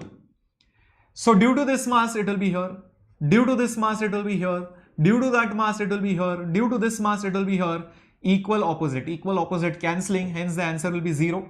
It will be a completely 0 vector. Very good, Limestation King. Yeah, yes, Sayam, very good, Harita, Krishna, Santosh, excellente, Bakya, very good, Sri, awesomeness. So that's how it is, because it's a vector quantity. So you should be aware of all these things. Moving on to the next one. Yeah, I think the next one is gravitational field and potential due to uniform ring and all these things. Now, I'll give you 1 or 2 ideas about the fields and potentials due to ring. These things are often done in the chapter of electrostatics. This is often done in the chapter of electrostatics, but you can use the same formulas here also. So let me tell you about the gravitational fields and potential due to 3 main geometries. Okay, so first geometry is the ring. Now everybody knows that Saturn has a ring around it. Saturn is one of the planets which has the ring around it. There are many more planets, even Uranus and so many other planets, they have rings, but they are not so visible. What are those rings? They are basically masses. It's like a ring with a mass. So if you are standing somewhere here, there is a gravitational field and there is a gravitational potential due to the ring at that point. So if you have a ring of a certain mass and certain radius, let's say the radius is mentioned over here as r, the mass is m, then at this point, at some distance, let's say x distance away, this is x distance away, you will get potential also, you will get field also. First visualize how the field will be. Can you guys quickly think and tell me which direction will the field be at this point? I want the answers in the chat box. Come on, think about it. Because each point on the ring will pull it here. This point will apply a pulling field here.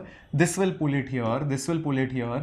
This will pull it here. This will pull it here. This will pull it here. Where will the net pull be? Notice how the pulls are. It's on the curved surface of the cone. And if you take all their resultants, what will happen? Their y components will get cancelled out and their x components will add. So the resultant field will be like this. The resultant field will be towards the center, yes or no? So can I then say that the net gravitational field will be in this direction, attractive? Net gravitational field will be attractive like this. Everybody with me on this? Oops, leave it. What just happened? Yeah.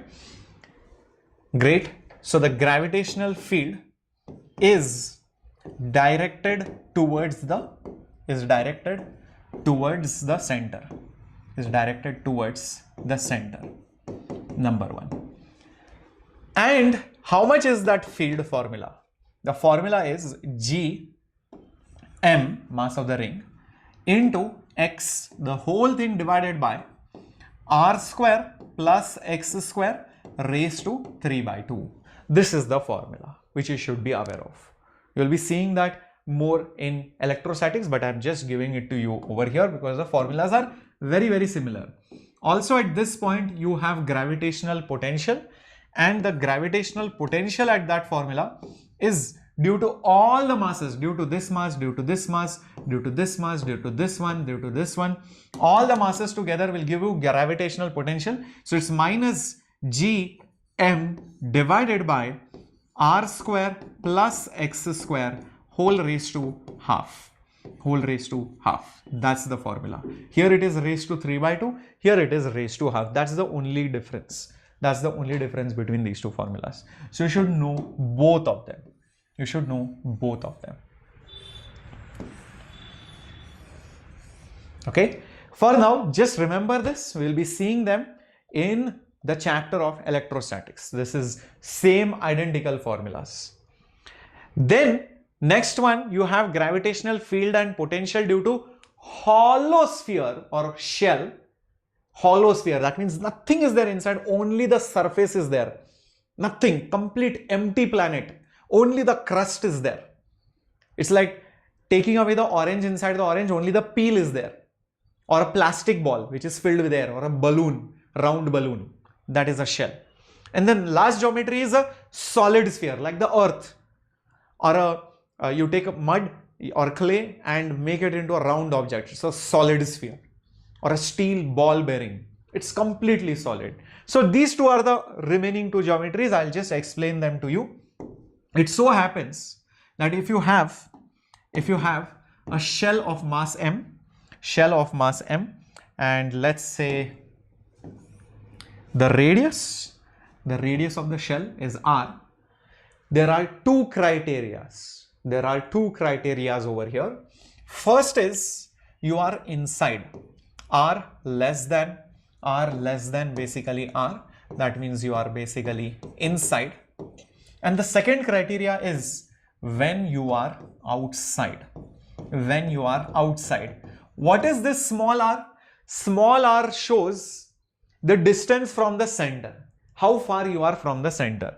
So probably, let's say in scenario number 1, let's say you are here. In scenario number 1, let's say you are here. So when you are inside, so this is r. Similarly, in scenario number 2, maybe you are outside, maybe you are outside, maybe that is a point here. That is a point here, right? So that is r, which is more than or equal to capital R. So you are either outside or you are inside. These are the two scenarios that you get. Is that clear? Very good. So when you are inside, my dear students, what are the formulas? First one, let's talk about field. The field. The best thing is the field is 0. Best thing is the field, yes, you heard it right, is 0. So if you are here, all the fields end up cancelling each other, not just at the center, anywhere inside. Anywhere inside you stand, the field is going to cancel out. It is just a big fat 0. But the moment you go outside, all the mass feels as if it is concentrated here, and the field becomes just Gm. It's as if a mass is here and you are at a distance r. So Gm by r square. Gm by r square, as if all the mass is concentrated over there. Similarly, if you talk about potential, my dear warriors, the potential everywhere inside, no, it is not 0, it is constant. Because when there is no field, then the potential will not change. There is no force, there is no work done.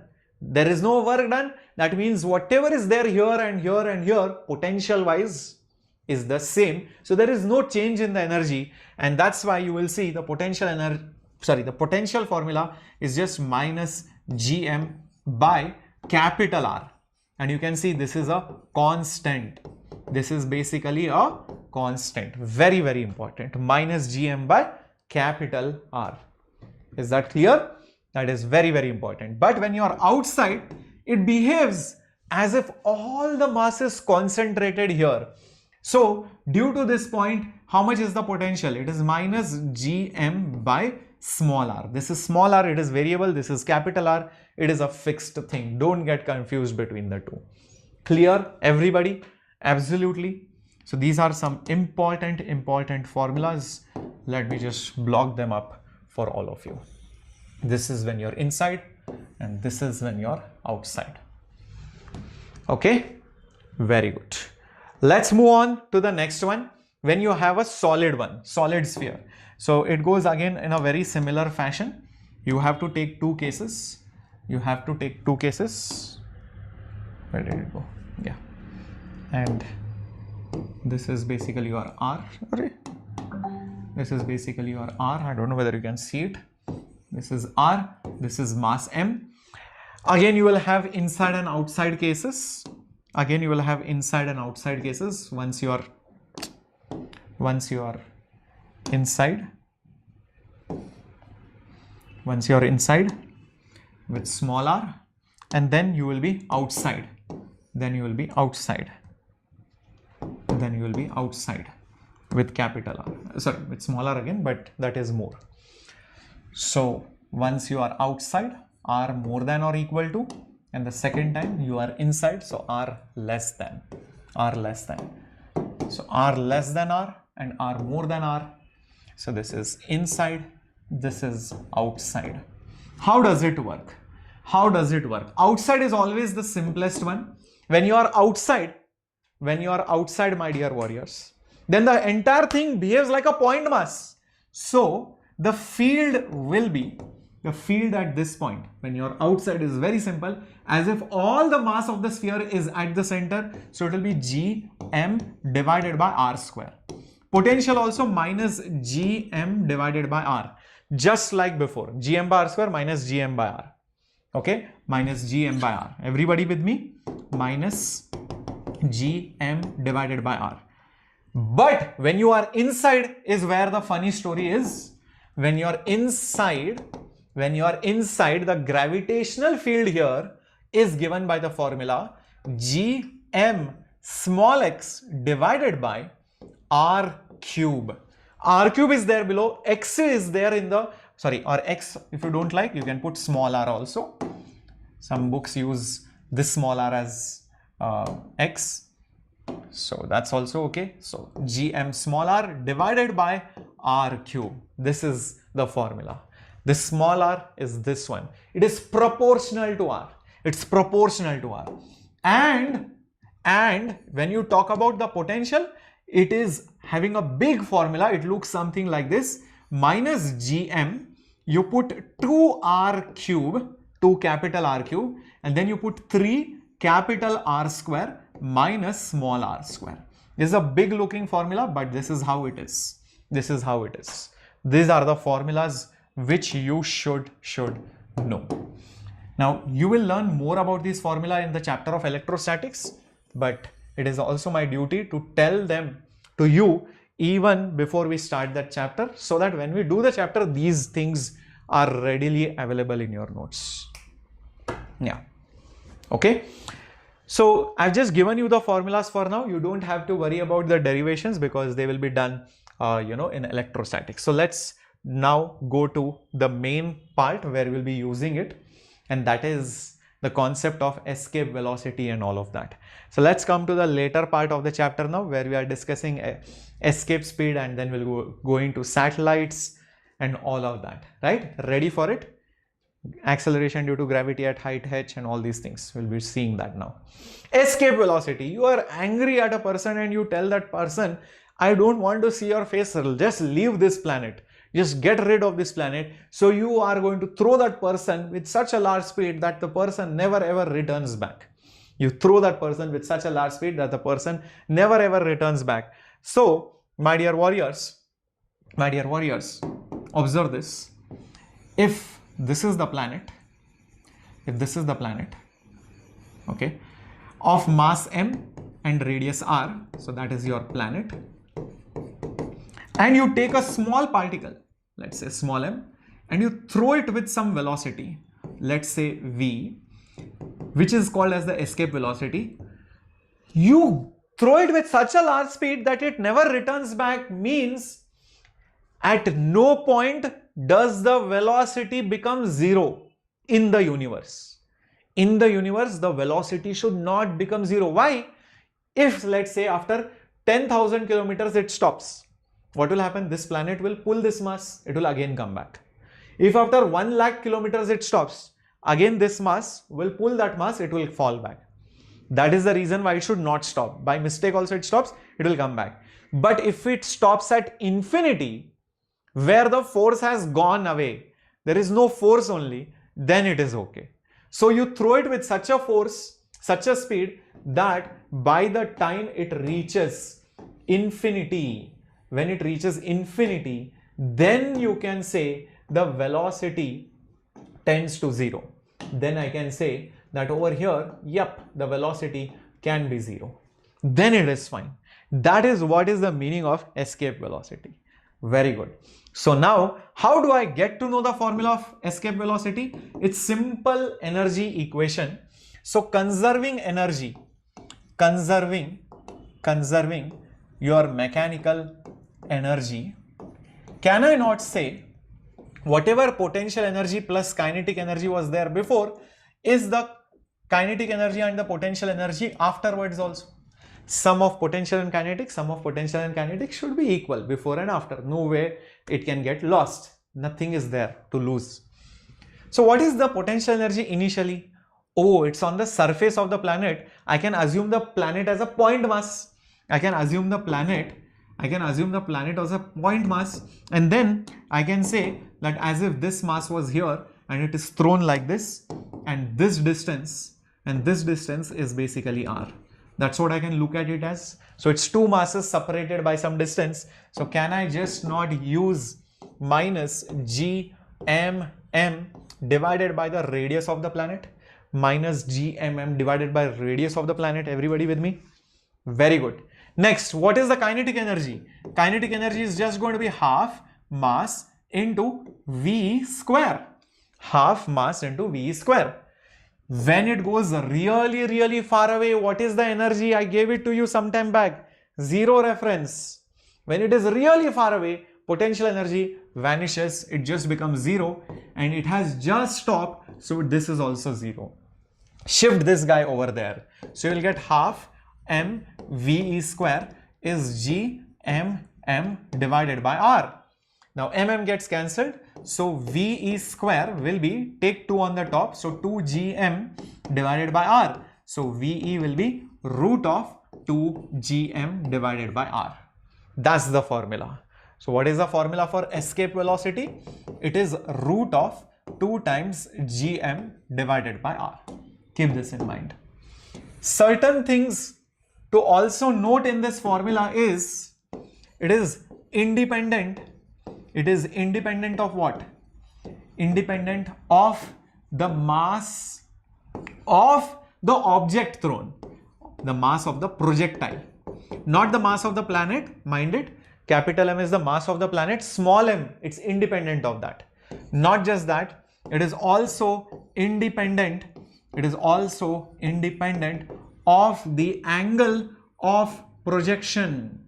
What angle you throw it does not matter. Very crucial. Also important to note, we have neglected air resistance. Neglected air resistance. If you take that, it will be much higher, and that we don't have to worry about. Also remember one more value, the escape velocity for Earth. The escape velocity for Earth is approximately 11.2 kilometers per hour, no, second. If you throw an object with a speed of close to 11 kilometers in 1 second, then it will not return back to the Earth. That's how the speed is. That's how high the speed is. Is that okay? What an interesting thing. Yeah. Also, what will happen if by chance, if escape velocity is more than or equal to c, that is the speed of light, that is the speed of your light, what do you think will happen? That means it has become a black hole. If your escaping speed is only higher than speed of light, which you can never achieve, that means you are as good as saying, hey, you can never leave this planet. It's like a teacher saying, you cannot leave this classroom no matter what happens. So that is like a black hole. You can't escape. You can't escape. You are stuck over there. Yeah. Manoj, I had explained about the negative sign of the potential energy just some time back. I told that, if you bring people together, if you bring masses together, you don't have to actually push them to bring them together. They will mutually attract and come together. So that's why you will do negative work, meaning you will suck away the energy, else they will accelerate, they will collide with large speed. So to assemble them, you will suck away the energy, that means negative work. That's why the energy is negative. Okay, so to assemble a system of masses which attract. So usually for attractive forces, the potential energy is negative because you have to do negative work, meaning you have to suck away the energy to assemble them. If there are repulsive forces like positive charges, then you have to push them to bring them together. That's why the energy is positive. You can think of it that way also. Very nice. Is that clear? Shall we go ahead? Yep. Very good. Let's go to the question which is there in your NCERT. It's a beautiful question. There are two solid spheres of radius r, but masses are m and 4m. You can see that. Example 7.4. Separated from center to center distance 6r. The two spheres are held fixed and a projectile is projected from mass m directly towards the center of the second sphere from the surface of the first planet. So from this surface you throw the projectile here. Are you able to see that? There is one planet here, there is another planet here, there is a projectile, you throw it, so it goes over here, something like that. Okay. Question is, obtain an expression for the minimum speed of the projectile so that it reaches the surface of the second sphere. You know why this question is good? You know why this question is good? Because it involves energy conservation. It also involves understanding of the forces and the motion. It also involves the calculation of field or force by free body diagram. And yes, you have to use potential energy formulas also. So all the things are involved. That is why this is a crazy question. Let's understand it. Okay, let's understand it. Imagine this is one surface of the planet, this is the another planet. You throw a projectile with some speed. What will happen? The speed will reduce. It will keep on reducing, right? It will reduce over here, it will reduce over here, reduce over here. Is this how the speed will reduce, or is there something wrong in it? When you throw the mass from one planet to the other, do you think the speed will continuously reduce or something else will happen? Something else will happen. I don't think this will happen. Yes, this is wrong diagram. Let me tell you that. If you are wondering this is what is going to happen, nope, you are mistaken. I'll tell you what exactly might happen. Probably, first the speed is more, then the speed will reduce, and then again this planet's gravity will start pulling it, so it will increase and then increase. This is what is going to happen. It reduces and then increases. Crazy, right? It reduces and then increases. Yep, that is what is going to happen. It will increase. First, also it will be more. It reduces here. What if I throw it with little bit less speed? Well, if I throw it with little bit less speed, probably it might look like this. It reduces, almost becomes zero,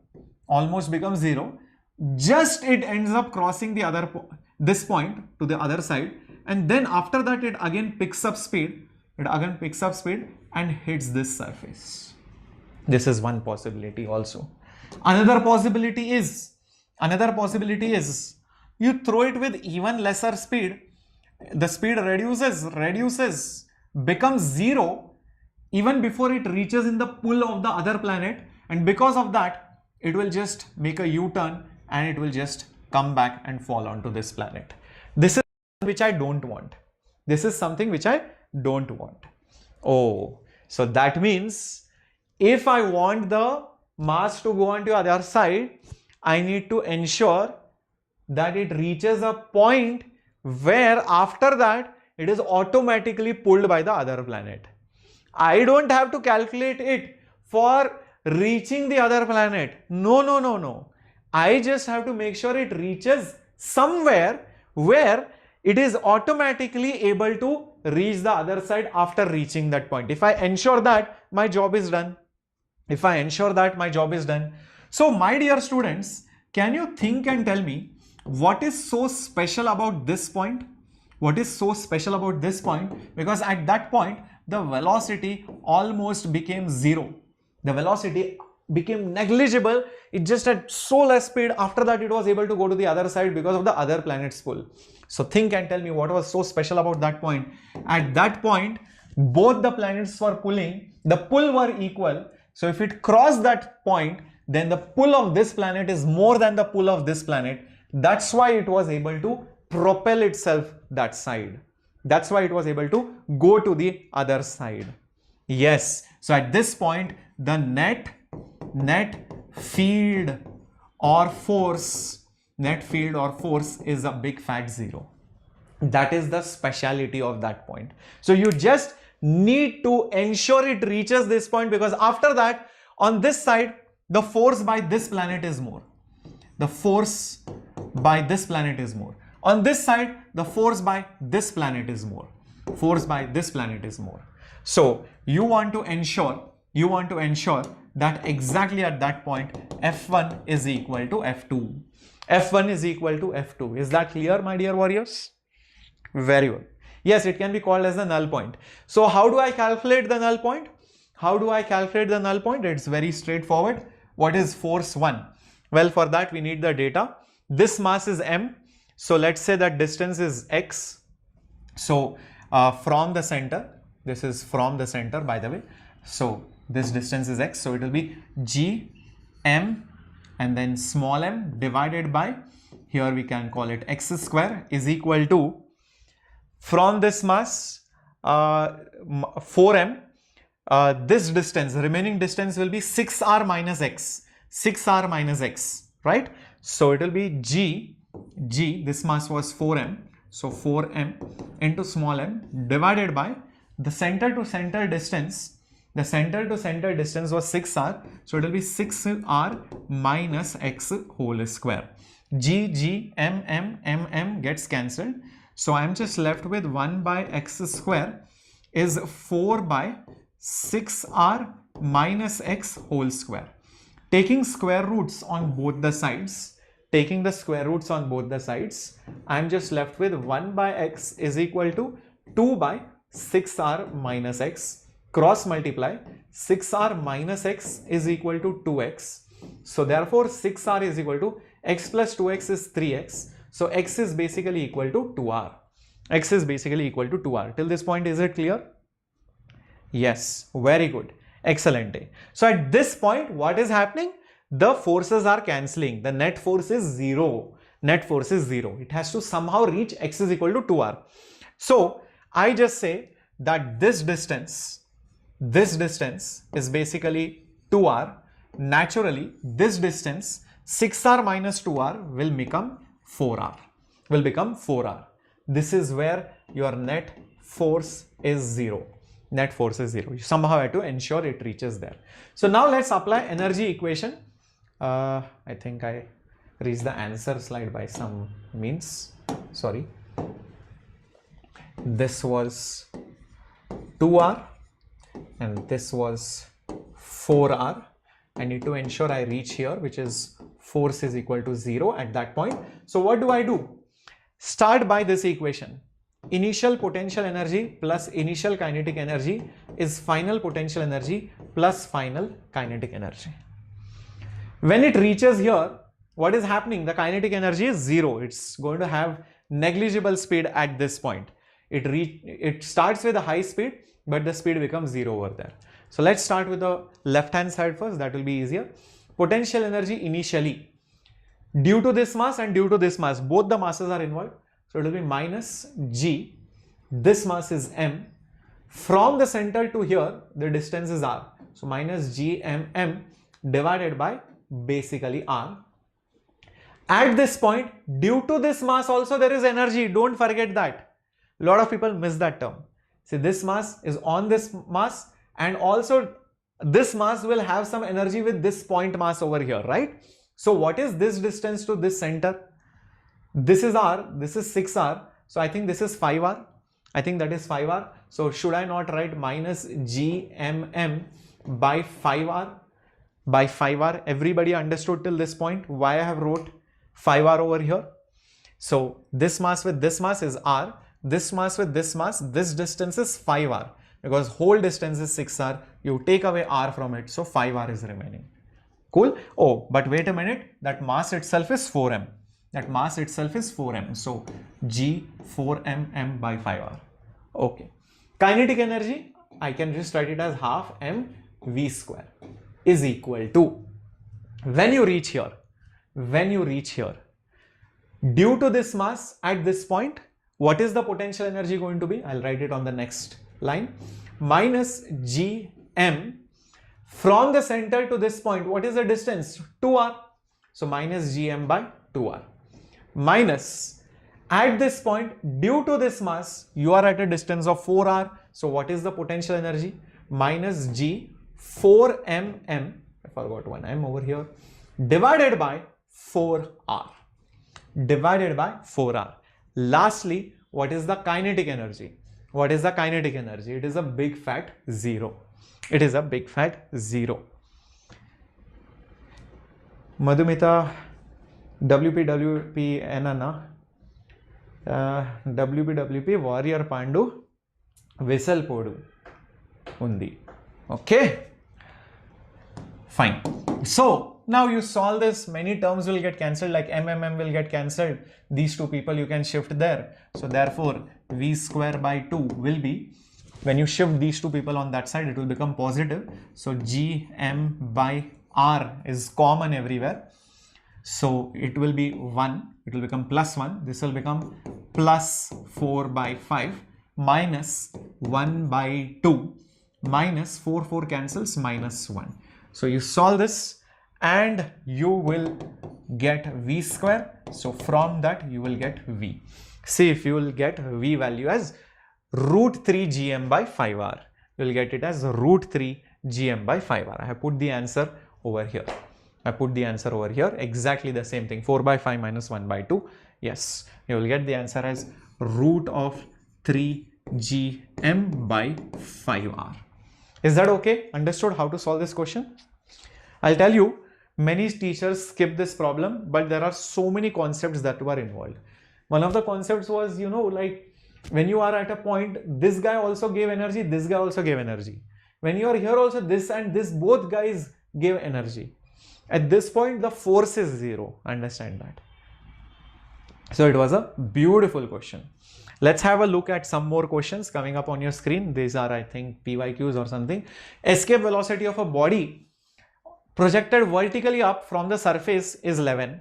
If the body is projected at 45 degrees, then the escape speed will be how much? We know that the escape speed is independent of the angle. So whether I project it like this, like this, like this, or anyhow, the escape speed should not change. So if it was 11.2, it should remain as 11. So it is 11 kilometers per second only.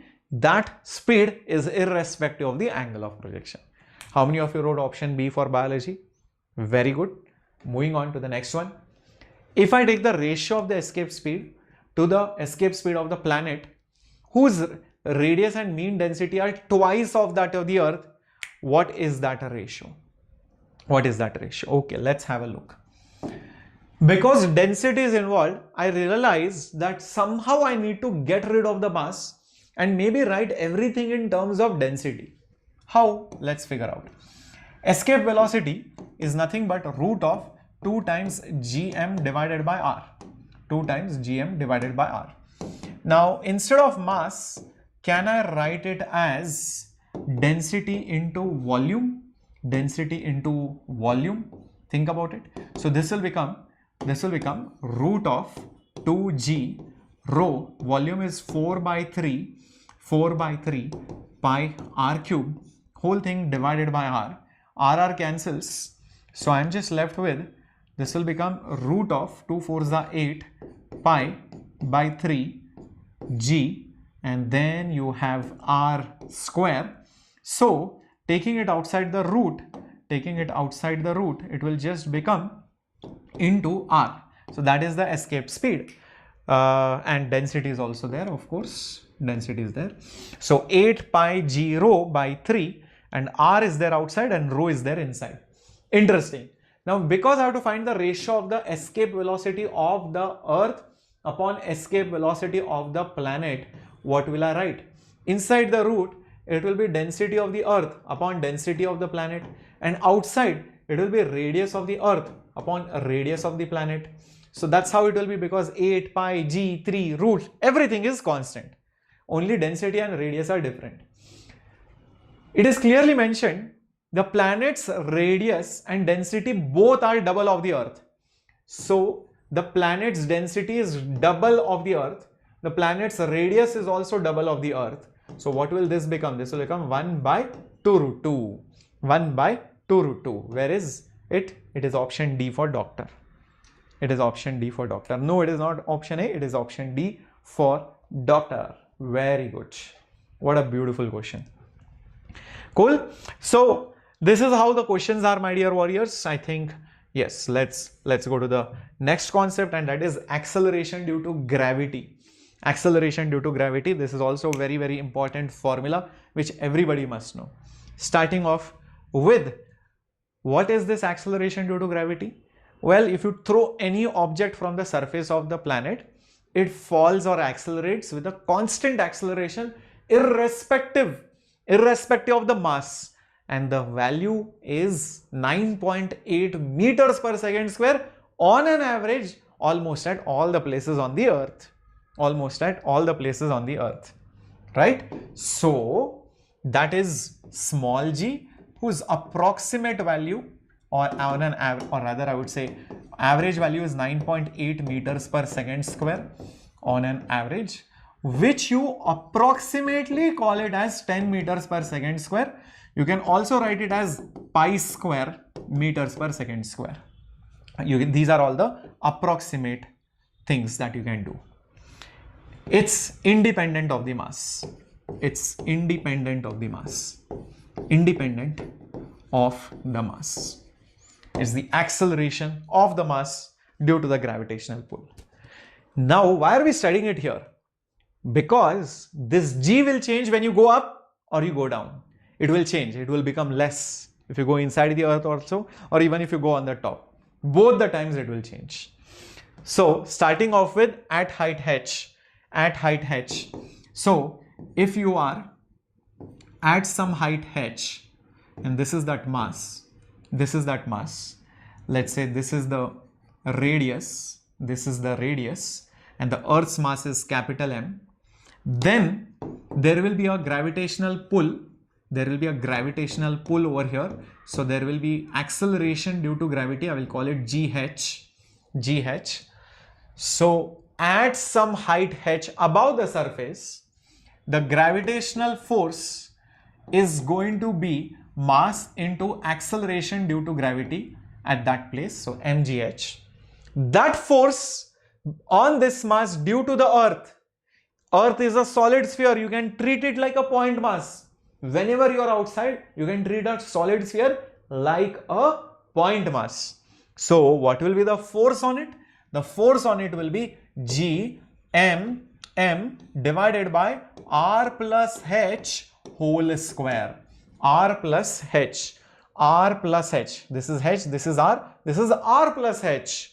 That is the distance between the two masses is equal to mgh. So therefore, you will get GH as, you will get the value of GH as GM divided by R plus H whole square. This is the formula of gravity at height h. This is the formula of gravity at height h. If you notice, as height increases, as you go far away, the denominator becomes big, the gravity becomes small. So if you are thinking how less does the gravity become, and one of the tallest places on earth is the Mount Everest. So on the normal sea level it is 9.8 something. At Mount Everest it is still 9.8 only. It's almost like 9.78 or 9.79. So hardly it changes, negligible. But if you go 200, 300, 500 kilometers above the earth, then it reduces. Maybe from 9.8 it will become 8 or 7 meters per second square. If you go 1000 kilometers, maybe then it becomes 4 or 5 meters per second square. And then when you go really far, then the acceleration due to gravity becomes negligible. So it takes a long distance for the acceleration due to gravity to completely disappear. So don't think if you go 1000, 2000 kilometers away, the acceleration due to gravity is zero. That is a wrong concept. If somebody has told you, please correct them. That is not correct. Even 1000, 2000 kilometers acceleration is there. Some 2-3 meters per second square is there. You can put the values and see. If you put h as 0, that means you are on the surface.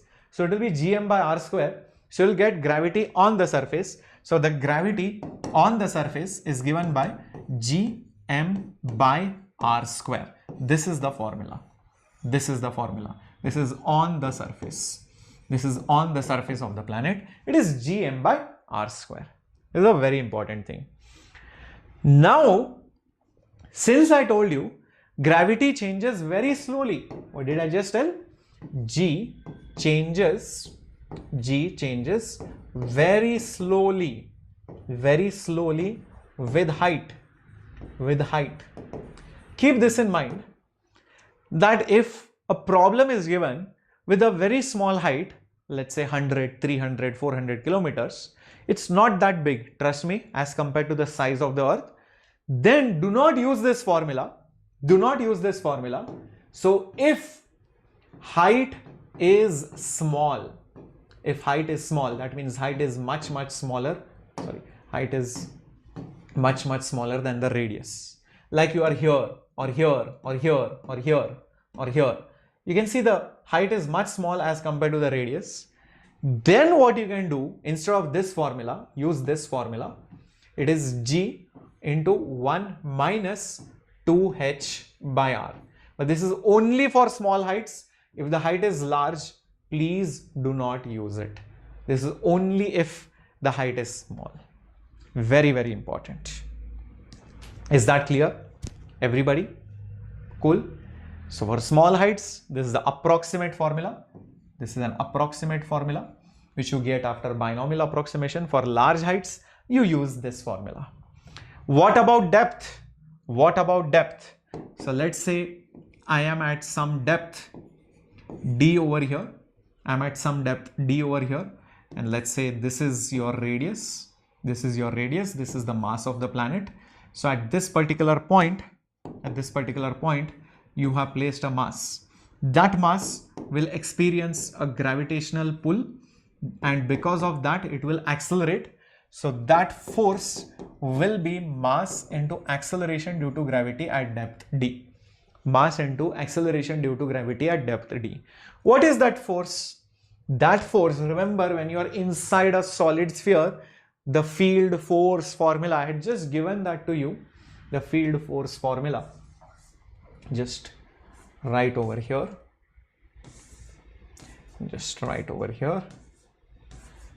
Yes, I just gave it to you right over here. When you are inside a solid sphere, gmr by r cube, this is field. So if it was force, it will be gmm small r by r cube. Right? That is what it should be. So when you are inside, what will happen? The force will be gmm.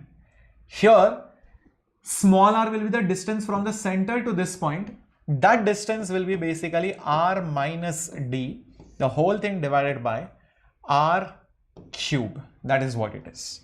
And this will be m into gd. Solve this. It's not that difficult. Therefore, gd, m cancels. It will be gm by r cube into r minus d. You can do one small change over here. You can write this as gm by r square, r minus d by r. Why did I write it like that? Why did I split r cube as r square and r? Because I know this guy, gm by r square, because I know if gm by r square is small g, acceleration on the surface. So I can just write it as small g, r by r is 1 by d by r.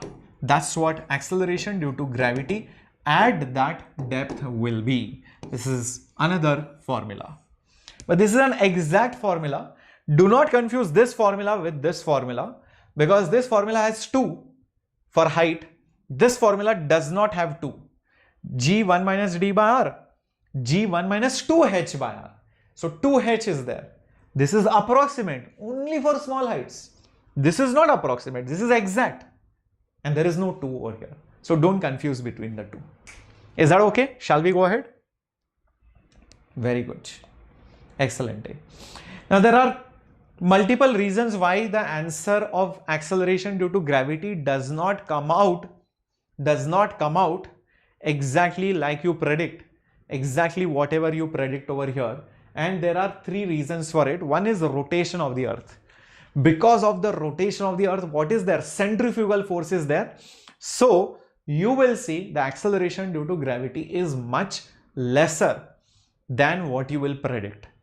So the rotational effect of the earth creates a centrifugal force. A centrifugal force. So if there was a person standing here, he will be thrown out. Not literally, but he will feel like he's thrown out. So the pull which is there towards the center will be reduced. It will not be so much because you are being pulled down, but you are thrown out also. So the net force will be slightly less. Net force will be slightly less. If you are a person standing here, then the distance from the axis is much higher. Distance from the axis is much higher. The centrifugal force is also maximum. But if you are a person standing here, then you are on the axis, then you will not experience only any centrifugal force. So the effect of rotation is highest at the equator. There is no effect. This is the highest effect. This is the highest effect. Here, there is no effect of rotation. No effect of rotation. So you will see true gravity without any pseudo forces or centrifugal forces. Centrifugal force will not be there. So that is the reason why the gravity at the pole is slightly higher than the gravity at the equator. Slightly, because of the rotational effect. In fact, you can also say the gravity at the equator is that predicted gravity minus omega square r. What is omega? This is the rotational speed of the earth. Rotational speed of the earth. Omega square r, that centrifugal force creating that effect. So that is why the gravity at the equator is the actual gravity minus omega square r. It is slightly less. Keep this in mind. Is that clear, everyone? Very good. Moving on to the next one, that is the shape of the earth. Earth is not a perfect sphere. Earth is slightly bulged out at the equator and at the poles it's slightly compressed. In fact, this distance is slightly higher as compared to this distance. This distance is slightly less. So because it is less, that means you are close to the center, whereas because this is more, that means you are basically far away from the center. That is the reason also why the gravity at the equator is again less. The gravity at the equator is again less as compared to the gravity at the pole. This is less, this is more, gravity wise. Very good. This is another effect. Lastly, you should also know how the acceleration due to gravity will change graphically. If you draw distance from the center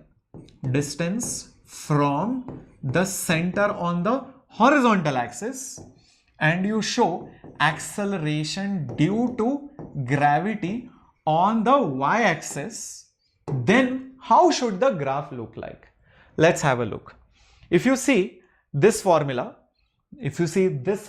over here when you are inside the planet, then you have some constant and you have r minus d. What is this r minus d? R minus d is the distance from the center. R minus d is the distance from the center. So gravity is directly proportional to the distance from the center. So can I just not say it will be a nice straight line, because gravity at depth d is directly proportional to small r, or directly proportional to r minus d, which is the distance from the center. That's how it will look like.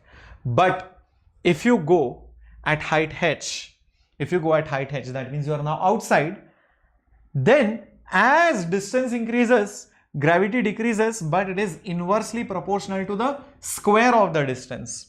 It is inversely proportional to the square of the distance. So how will it look like?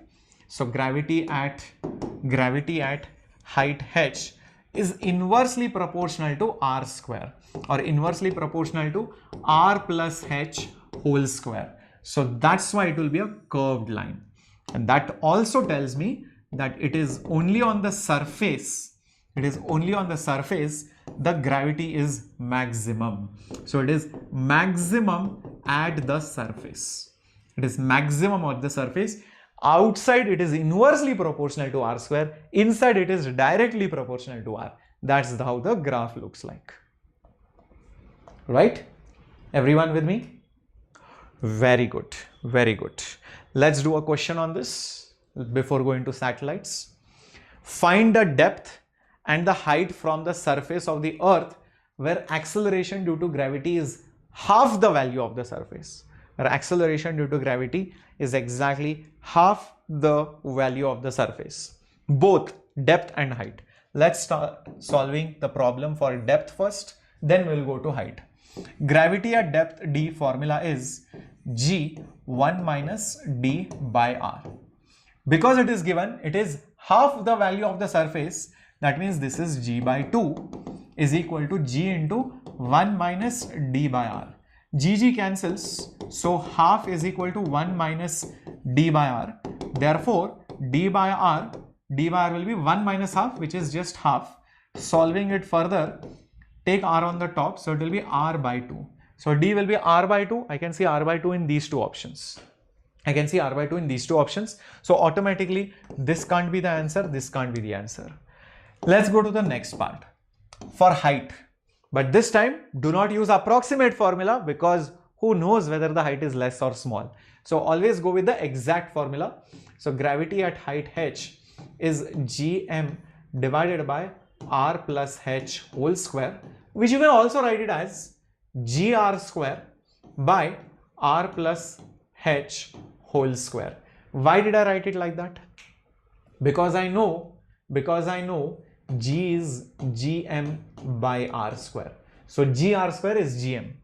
Capital Gm is small gr square. That's the reason why I can write it. I wrote everything in terms of g and r. It will be easier to solve. This gh is g by 2 is equal to gr square by r plus h whole square. G cancels. Bring this on the top. So r plus h whole square is r square into 2. Take root on both sides. So r plus h is root 2 times r.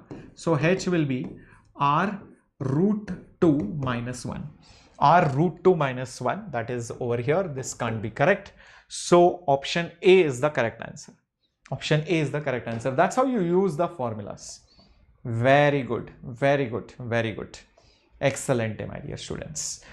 Let's go to the next concept, and that is the satellite motion now.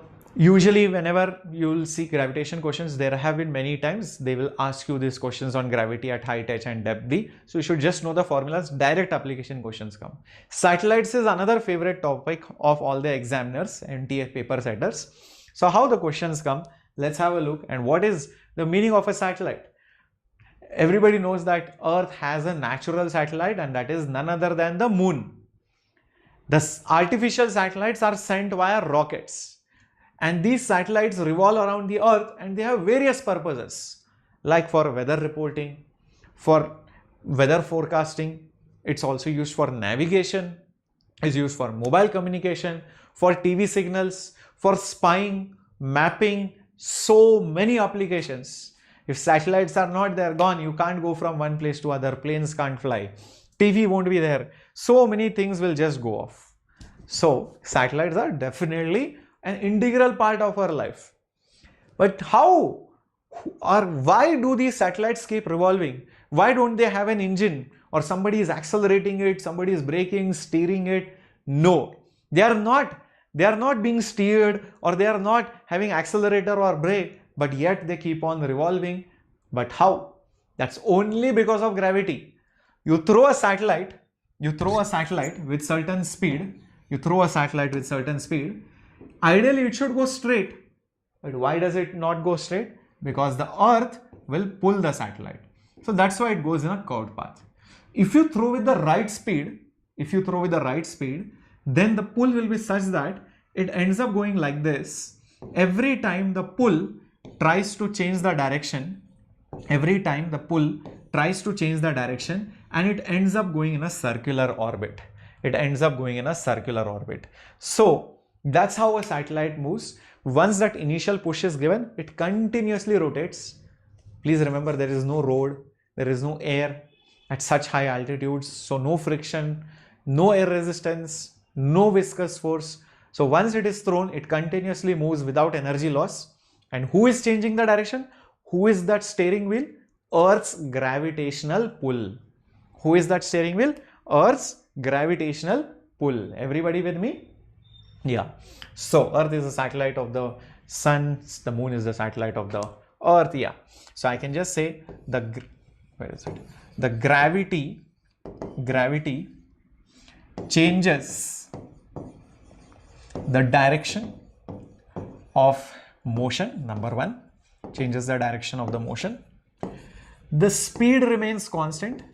Speed is constant as there is no friction. There is no friction or resistance of any kind.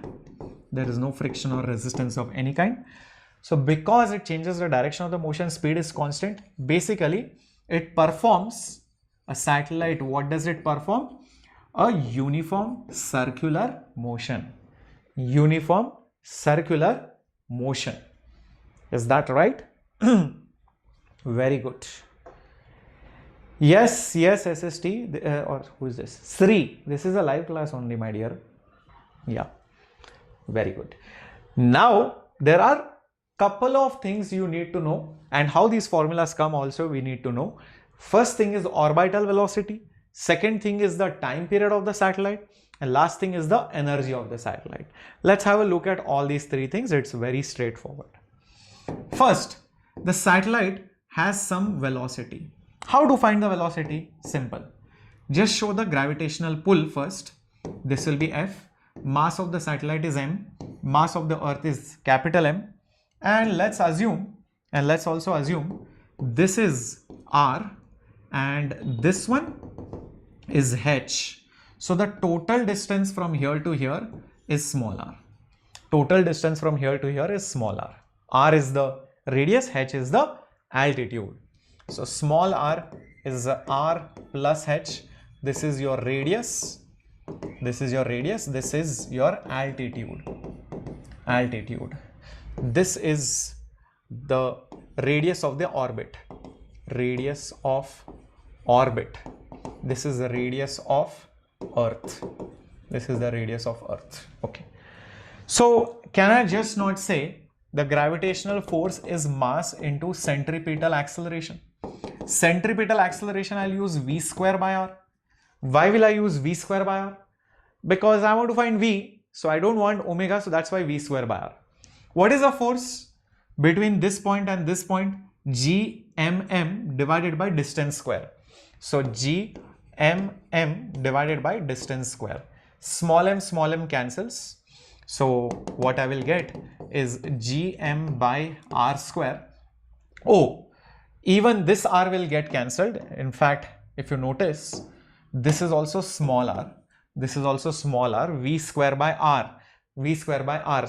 So even one r will get cancelled over here. So gm by r is just v square. So solving this further, what will v be? V be, it will be nothing but root of gm by r. Root of gm by r. This is the orbital velocity. This is the speed with which if you throw, the satellite will continuously go in circular motion, or else it might go off the orbit, or it might go spirally inward also. So you have to throw it at this speed so that it continuously revolves. So magical. So magical. You just have to just throw it with that speed, and after that it will continuously do its thing. You don't have to worry about it. Right? Amazing. Next thing is the time period of the satellite. So because since it's a uniform circular motion, can I say time period is the circumference, which is 2 pi r by v. 2 pi r circumference, distance by speed. So distance by speed. So 2 pi r speed, I just got it, root gm by r. This is root gm by r. Okay, let me square this now. So this will become t square is equal to 4 pi square by r, 4 pi square, right? And I can just write this as r square into r by gm. So therefore t square is 4 pi square gm by r cube. 4 pi square gm by r cube, that is what t square is. So if you want, you can write time period as 2 pi root r cube by gm also. This is also okay. This is a better looking formula. So the time period is 2 pi small r cube by gm. That's the time which a satellite takes to go around once. The time taken by the satellite to go around once. Correcto. Very good. Keep it up. Yes, I know I have to drink water, but for that I'll have to, I can drink water. Just keep noting this down. Thank you for pointing it out.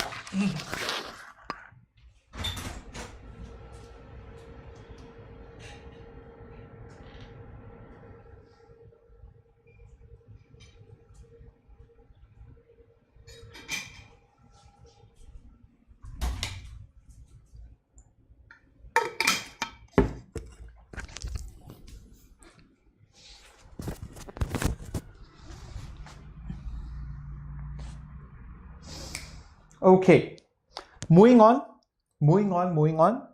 Next is the energy of the satellite. What all kinds of energy might be there with the satellite? Because it is in motion, it definitely has kinetic energy. So the kinetic energy will be half m v square. So it will be half m. Velocity was root of gm by r square. So won't it be gmm by 2r? Gmm by 2r, that's the kinetic energy of the satellite. Similarly, the satellite will also have potential energy, and that is minus gmm divided by the distance. Distance is just small r, as simple as that. Lastly, they will have a total mechanical energy.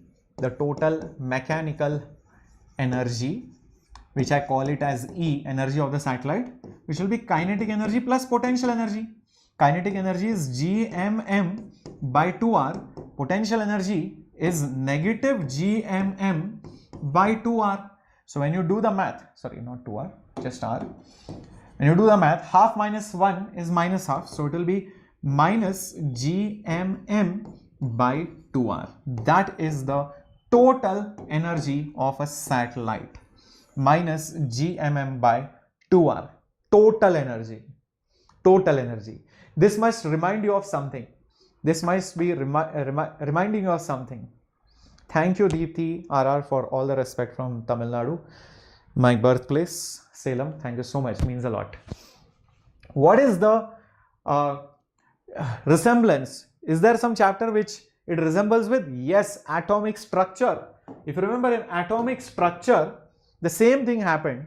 The total energy of an electron is some minus 13.6, divided by r square. And kinetic energy, potential energy have very similar looking formulas. Like if you see, the total energy is simply put the negative of the kinetic energy. If you put a minus sign, you get this. Not just that, the total energy is also just or you can multiply the total energy 2 times and then you will get the potential energy. So potential energy is twice the total energy, and negative of kinetic energy is the total energy. That's also true. So these are common things which you can see in atomic structure of chemistry or even modern physics as well as gravity. Yeah, you can see very, very similar, very, very identical. Very good. So all the 3 formulas I have derived it for you: velocity, time period, and the total energy. But then you might be wondering, sir, what are the different kinds of satellites that you have? Well, one kind of satellite that you should be aware of is, if this is the Earth, there is a satellite which goes around such that it is in sync with the Earth rotation. It is also called as geosynchronous or geostationary satellite. What is the speciality of that satellite? What is that speciality of the satellite? Is if it is above a place, it will always remain above the place. Always it will remain above the place as the Earth rotates. So if it is above India, it will remain above India. If it is above Africa, it will remain above Africa. If it is above Central America, it will be above the Central America. So it is always going to be above that place, and it is always going to be in the equatorial plane. Equatorial plane, that's how it rotates. Equatorial plane. And the time period of such a satellite is exactly 24 hours. How much is it? 24 hours. Yes, 24 hours. Correct. And if you ask me, what is the speed, sir, of such a satellite? The speed of such a satellite, when you put the time, you will get it approximately some 3 kilometers per second. Yes, 3 kilometers per second. And the height is close enough to some 35 or 36,000, 35 to 36,000 kilometers, close to that range. 35 to 36,000 kilometers is the altitude of such satellite. It's crazy. It's called geostationary satellites. Most of your dish TV antennas for cable TV are pointing towards a geostationary satellite. So, it is always above you. If it did not, imagine your satellite is going everywhere, then your mom and dad would send you on the terrace. They will be like, hey, listen, they'll call you and tell, hey, listen, hold the satellite, hold the dish TV there, hold the dish TV there. Now the satellite is going here. You can't do all that foolish things, right? Okay. Another kind of satellites that you have is a polar satellite. So this is the North Pole, this is the South Pole. So you have polar satellites where the satellites go around like this. The satellites will go around in a polar region. So the satellites might go like this. So that is called as a polar satellites. Polar satellites. Polar satellites. Very, very important. Another kind of satellite that you have is a satellite which goes very close to the surface of the Earth. A satellite which goes very close to the surface of the Earth. Yes, something like this. They are called as surface satellites. Surface satellites, meaning their orbit is so low, the height is typically some 300 to 400 kilometers. 300 to 400 kilometers. Such satellites approximately have a time period of just 90 minutes. Just in 90 minutes they are able to complete the entire revolution, and the speed of such satellites is close to some 7 to 8 kilometers per second. 7 to 8 kilometers per second. That's how the typical speeds are. Is that okay? Hi Kim Tenchu. I hope you are doing great. Sir, is the backlog course really good? Today was the first class. I loved it. Thank you.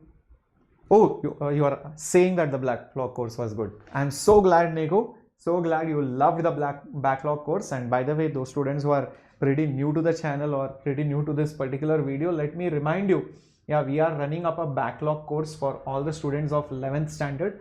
So if you are watching this video, as you go into the description box of this particular video, if you go into the description box of this particular video, you will see it right over here. You will see it right over here. Okay, maybe it's not put up right now, but you can probably see it here also. NEET 2025 11th wasted, how to clear backlogs. Just watch this lecture, it's there right over here. All the centers, offline centers, and the English batch is also mentioned over here. You can just register for it at absolutely no cost. Yes, absolutely no cost. Correct. Okay, great. Let's move on to some questions before we go to Kepler's laws. We just have few more minutes. We'll complete Kepler's laws also, and we'll do one question on this thing because Gopika ma'am is going to come. Radius of circular orbits of two satellites A and B of the Earth are 4r and r. If the speed is 3v, then the speed of B is how much? Well, we all know that the speed is given by the formula root of gm by small r. Radius is given. Speeds are asked if one of the speed is given. So can I say VA by VB is the root of, it's inversely proportional to root of R. So root of RB by RA. Now question is speed B is asked. Speed of A is given to be 3V. Speed of B I don't know. Root of RB. RB is R. RA is 4R. That's it. So 3V by VB. RR cancels, 1 by 4's root is 1 by 2. So VB will be 2 3s are 6, 6V. So 6V should be the answer, which is B for biology. Which is B for biology. Those kind of simple questions, ratio proportion based, are very, very common. Yes, they are very, very common. Correct. There is one more question which goes like this, where if escape speed is V, orbital speed is VO, then what is the relationship between them? This was commonly asked in many NEET exams and many other competitive exams. So orbital speed, the orbital speed is root gm by r. If you talk about the escape speed, it is root 2 gm by r. So this is root 2 times root gm by r. So this is root 2 times, what is this? This is orbital speed. So escape speed is root 2 times the orbital speed. Escape speed is root 2 times the orbital speed, which is D option. Which is D option. Yes. No, it is not C. In that C option, VO is inside the root. No, the VO should be outside the root. So that's the catch. That's the catch. Very good. Let's now come to Kepler's laws as well. I hope till this point everybody has understood acceleration due to gravity, Newton's laws of gravity, energy, potential, field, and variation of G with height, and also the satellites part. Very, very important pointers. These are, have 100% you will get one question, maximum 2 questions. So 8 marks are decided today itself. Okay, Yogendra Tiwari, this is basically I hope, yeah, this here we usually talk in English, so please make sure that you maintain the same thing, because we have a lot of Hindi channels, English channels, no. So that's the reason for that. Cool. Now let's go to Kepler's laws. See, a satellite going around the Earth is a very simple motion. It's uniform circular motion. But strictly speaking, not all the motions are circular. Sometimes they go in an elliptical path as well, if you throw it at most of the speeds which are permitted. Yep. Like, let me tell you. See, if this is your planet, if you throw a satellite at a particular orbital speed, you will see that it will go in a proper uniform circular motion. Uniform circular motion. If you throw it at slightly lower speed, you will see it will go like this and come back over here.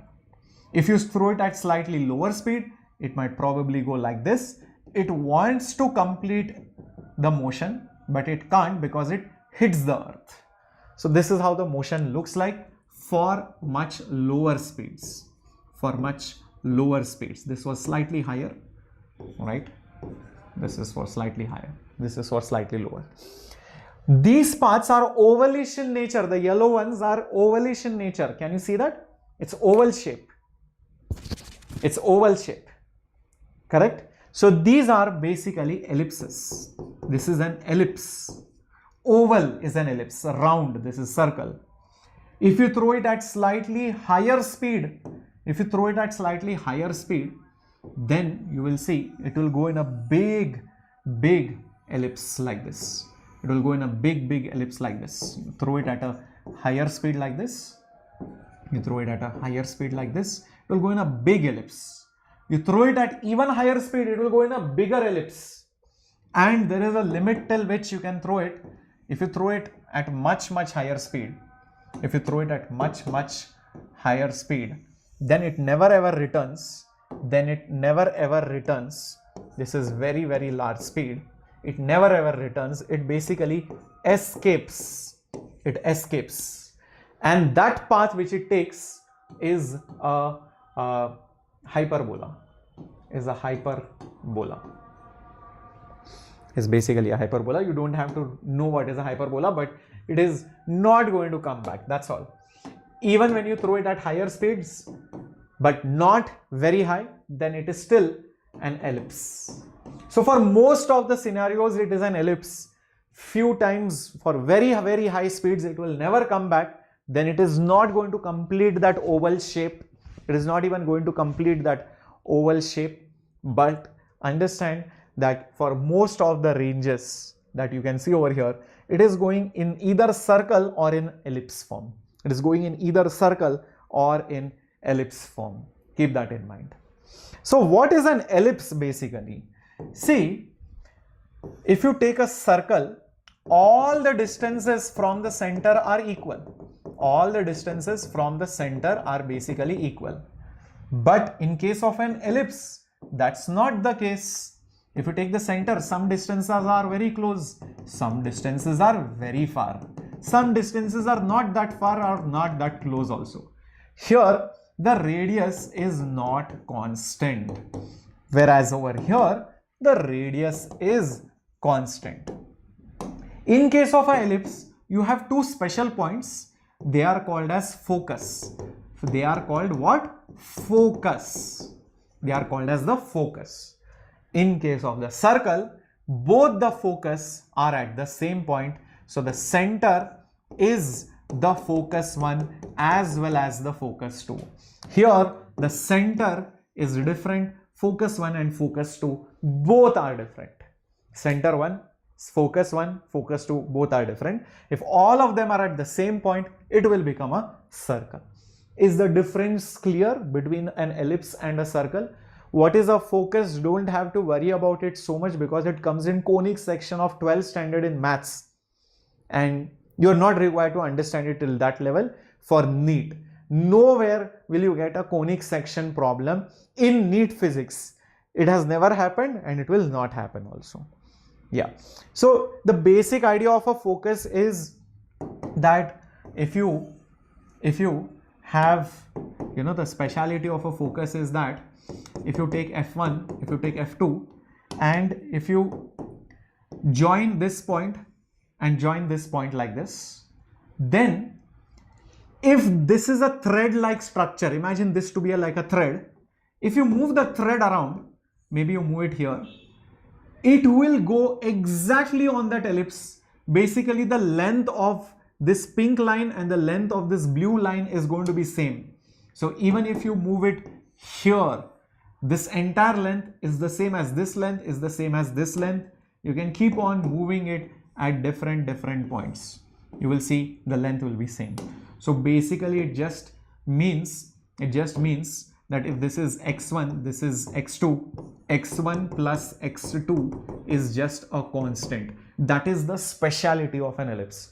You go anywhere on the ellipse, this length plus this length, this plus this plus this plus this, everything is a constant. That's the speciality of an ellipse.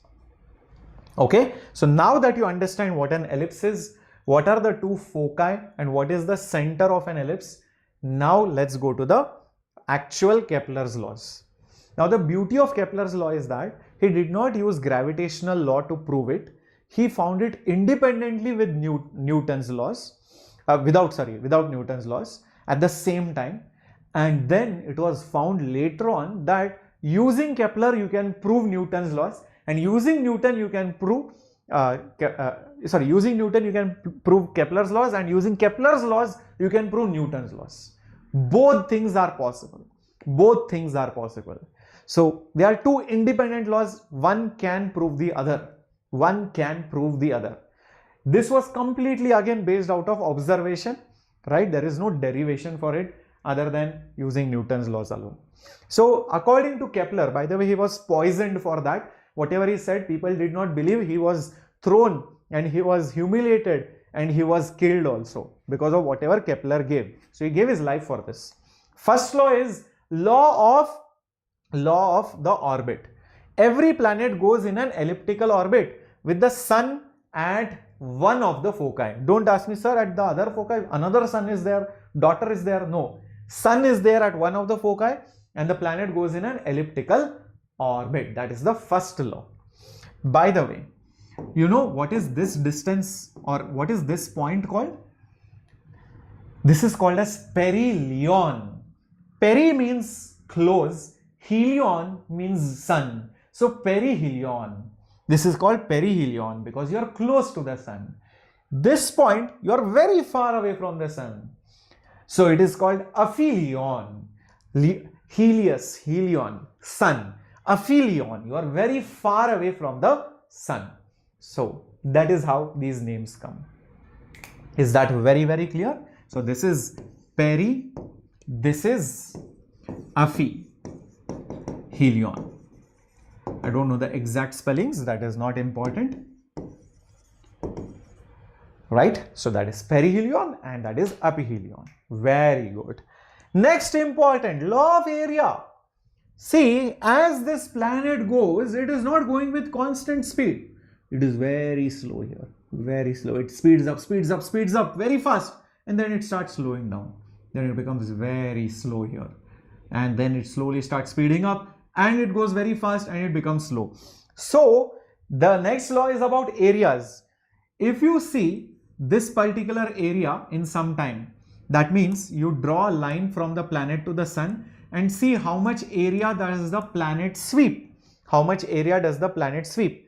Let's say in 1 minute or in 1 hour or in 1 day or in 1 week. If you take the area swept per unit time, area swept per unit time, area swept per unit time, it is same. So that is called as the aerial velocity.